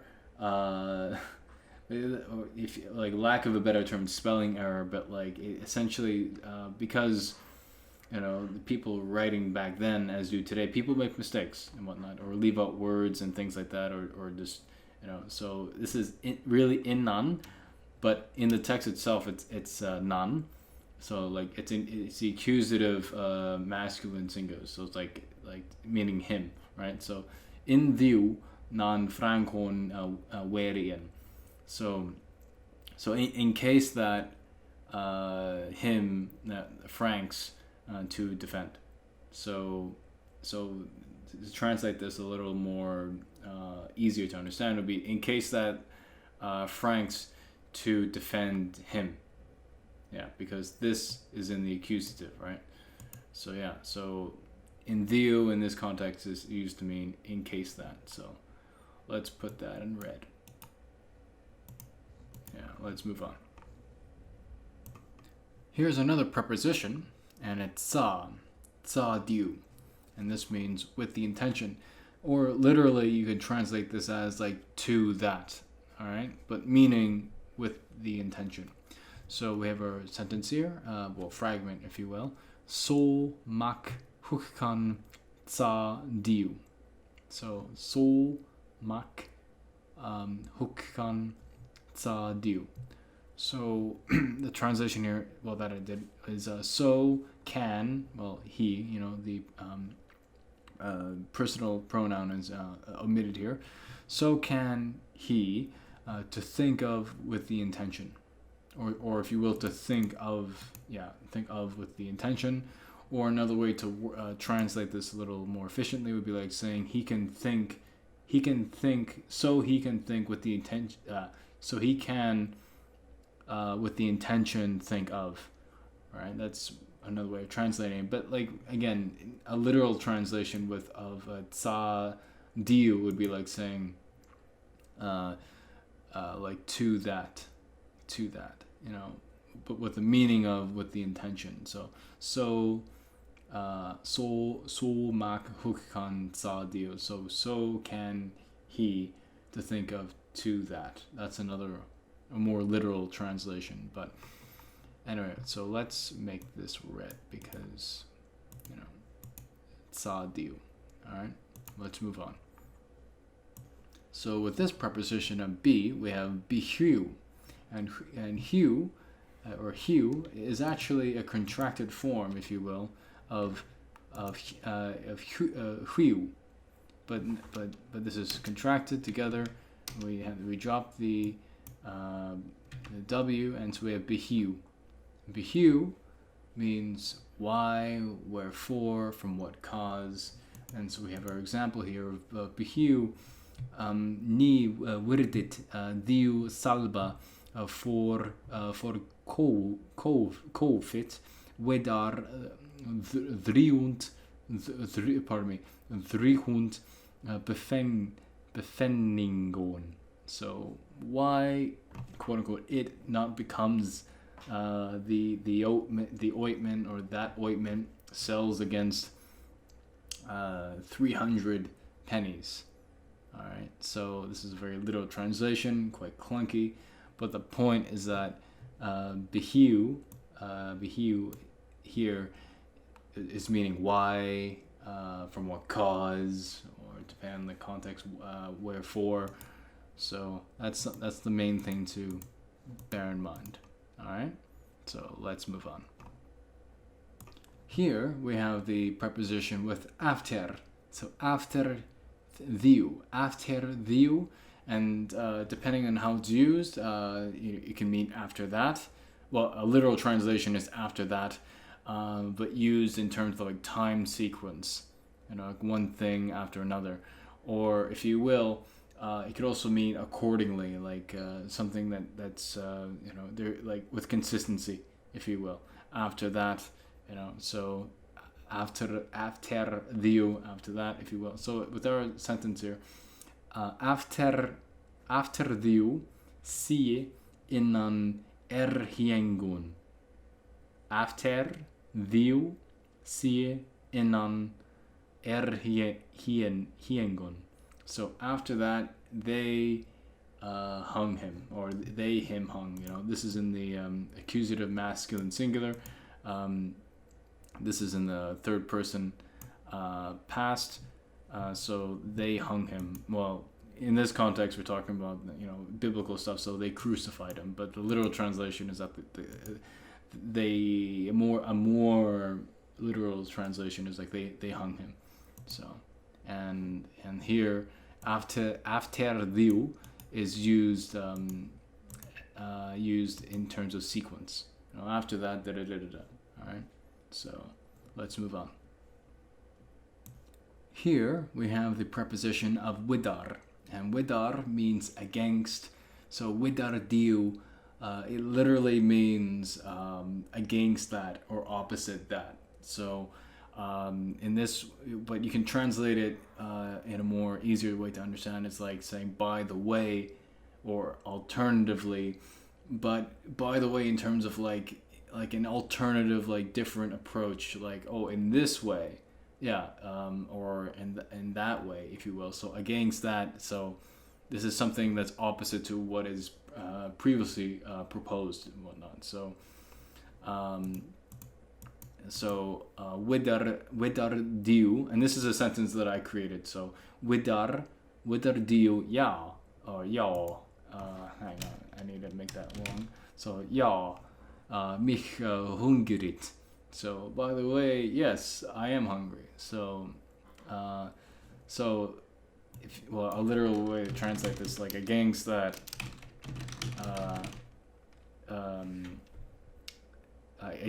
or contrary to that, that'd be a better translation.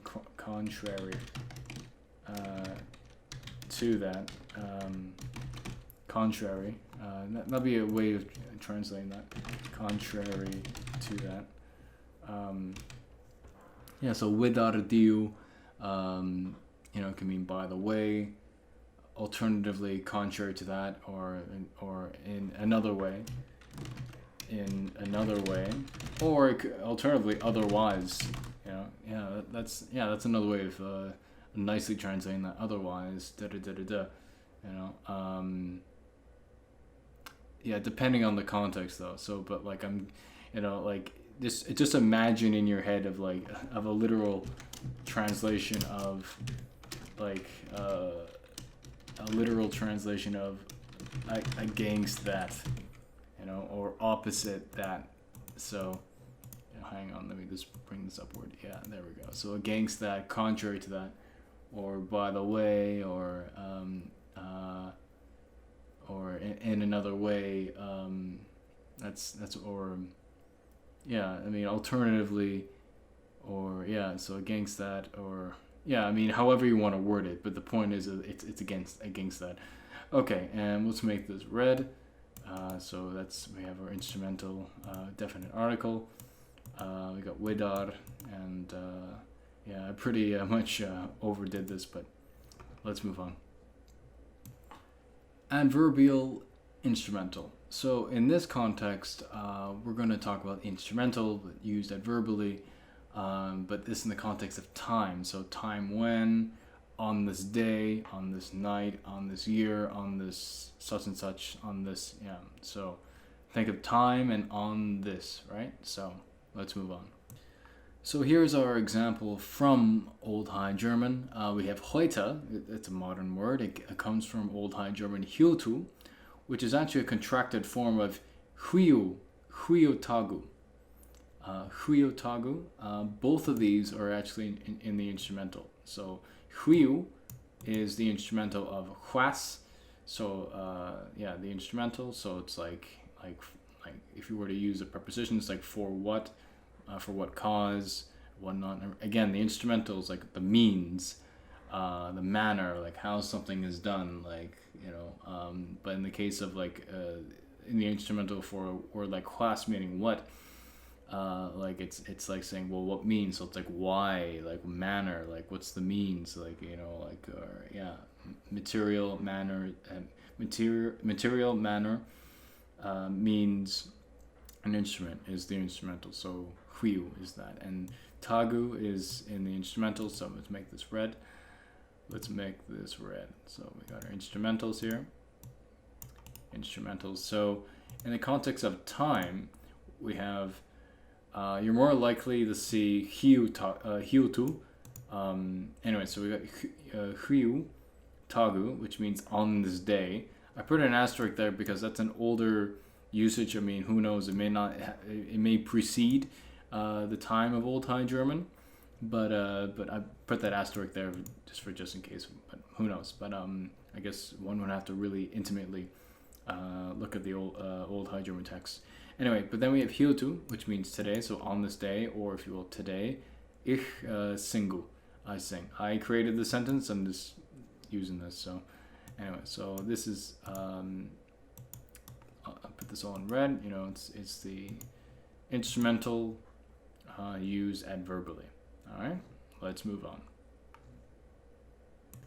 Here's another example with Hoya, and Hoya is a modern word from Old High German hiuru, and that of itself, like the previous word, is actually from a contracted form of huiu, yaru, and huiu is again the instrumental of huas.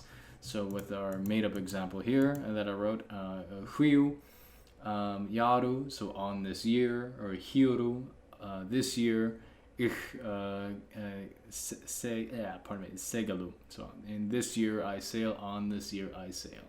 Pretty straightforward. So we're going to make this red because, you know, these are our instrumentals. You know, so that's something to bear in mind. You know, we want to be consistent.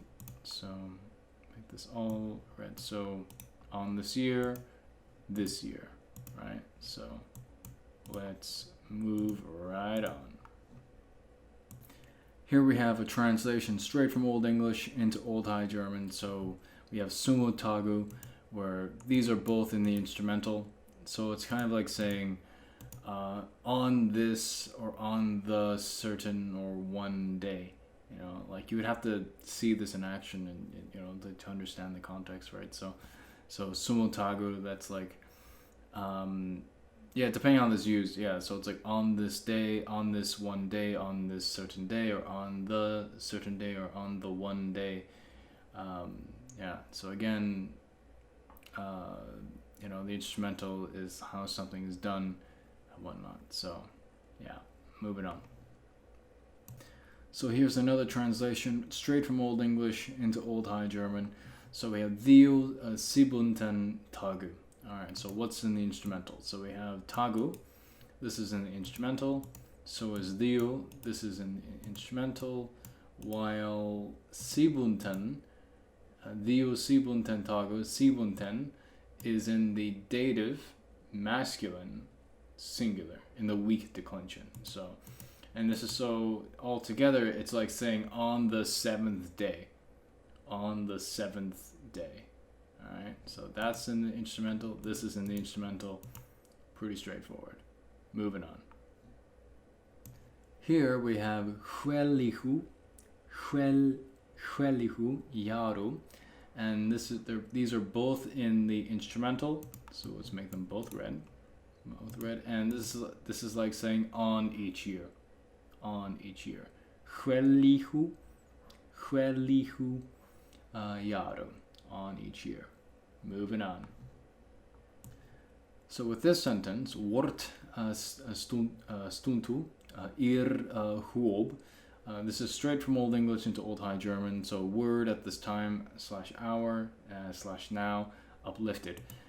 This is actually in the dative, but you know, as we know, the dative and the instrumental merge into the dative. So we have the dative, you know, being presented to us, but used instrumentally, but of course instrumentally and adverbially. So word at this time, word at this hour, or to this hour, at this hour, now uplifted.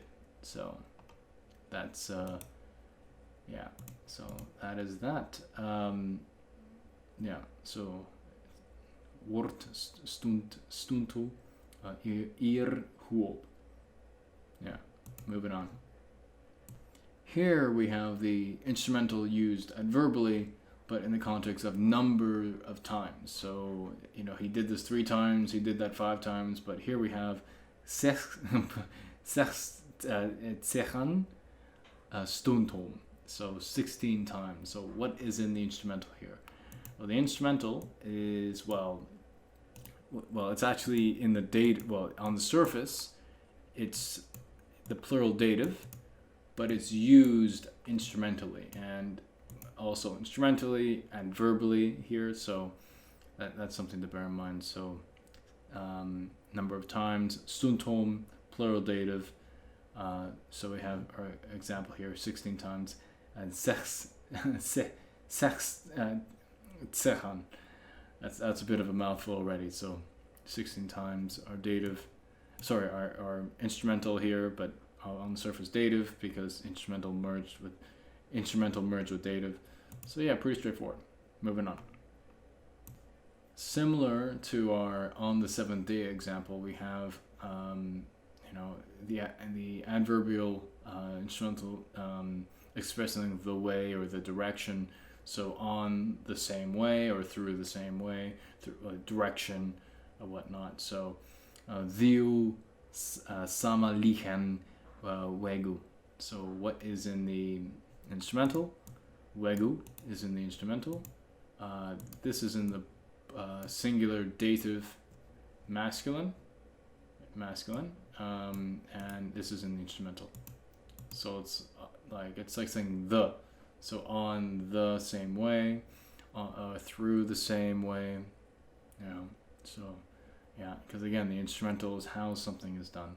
The means, the material, the manner, and the instrument. So that's something to bear in mind. Next, we have the use of the instrumental when it comes to deprivation, like lacking something. So verbs of lacking take in the instrumental, right? So we have here meidamum, tailit.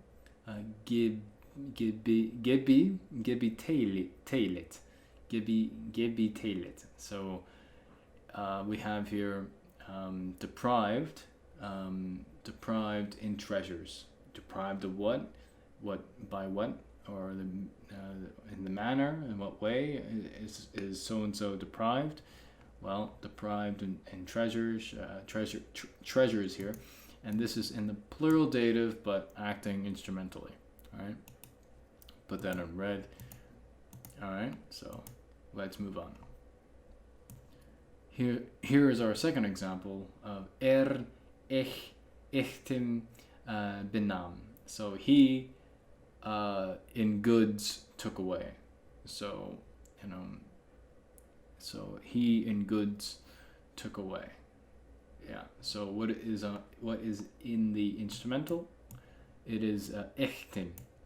Echtim. It means possessions. Again, this is the plural dative, but acting instrumentally because again the instrumental merged into the dative. So moving on. Here we have the instrumental of difference. So the thing is, the instrumental, in a way, it still survives today in present English as like the more the merrier, right? And the more the merrier has its origins in the instrumental. So with this example here, we have Michelu langeron. So by great longer. So again, the instrumental is how something is done, whatnot. So what is in the instrumental here? Well, it's Michelu. Michelu is in the instrumental.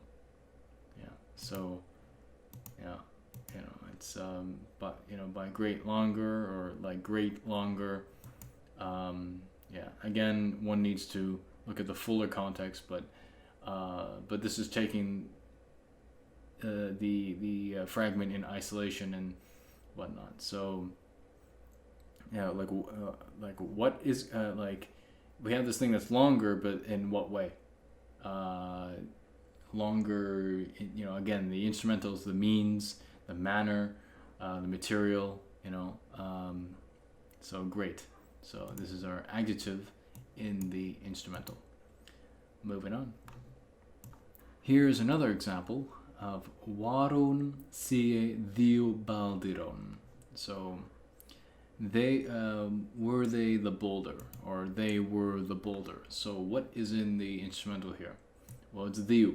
It's like saying the, but again, it's the means, it's the manner, in what way. Well, they were what? The boulder. And baldiron, this is actually agreeing with sie, because this is masculine plural, so is baldiron. It's a masculine plural in the nominative. All right. So, but they were the boulder. All right. So, moving on.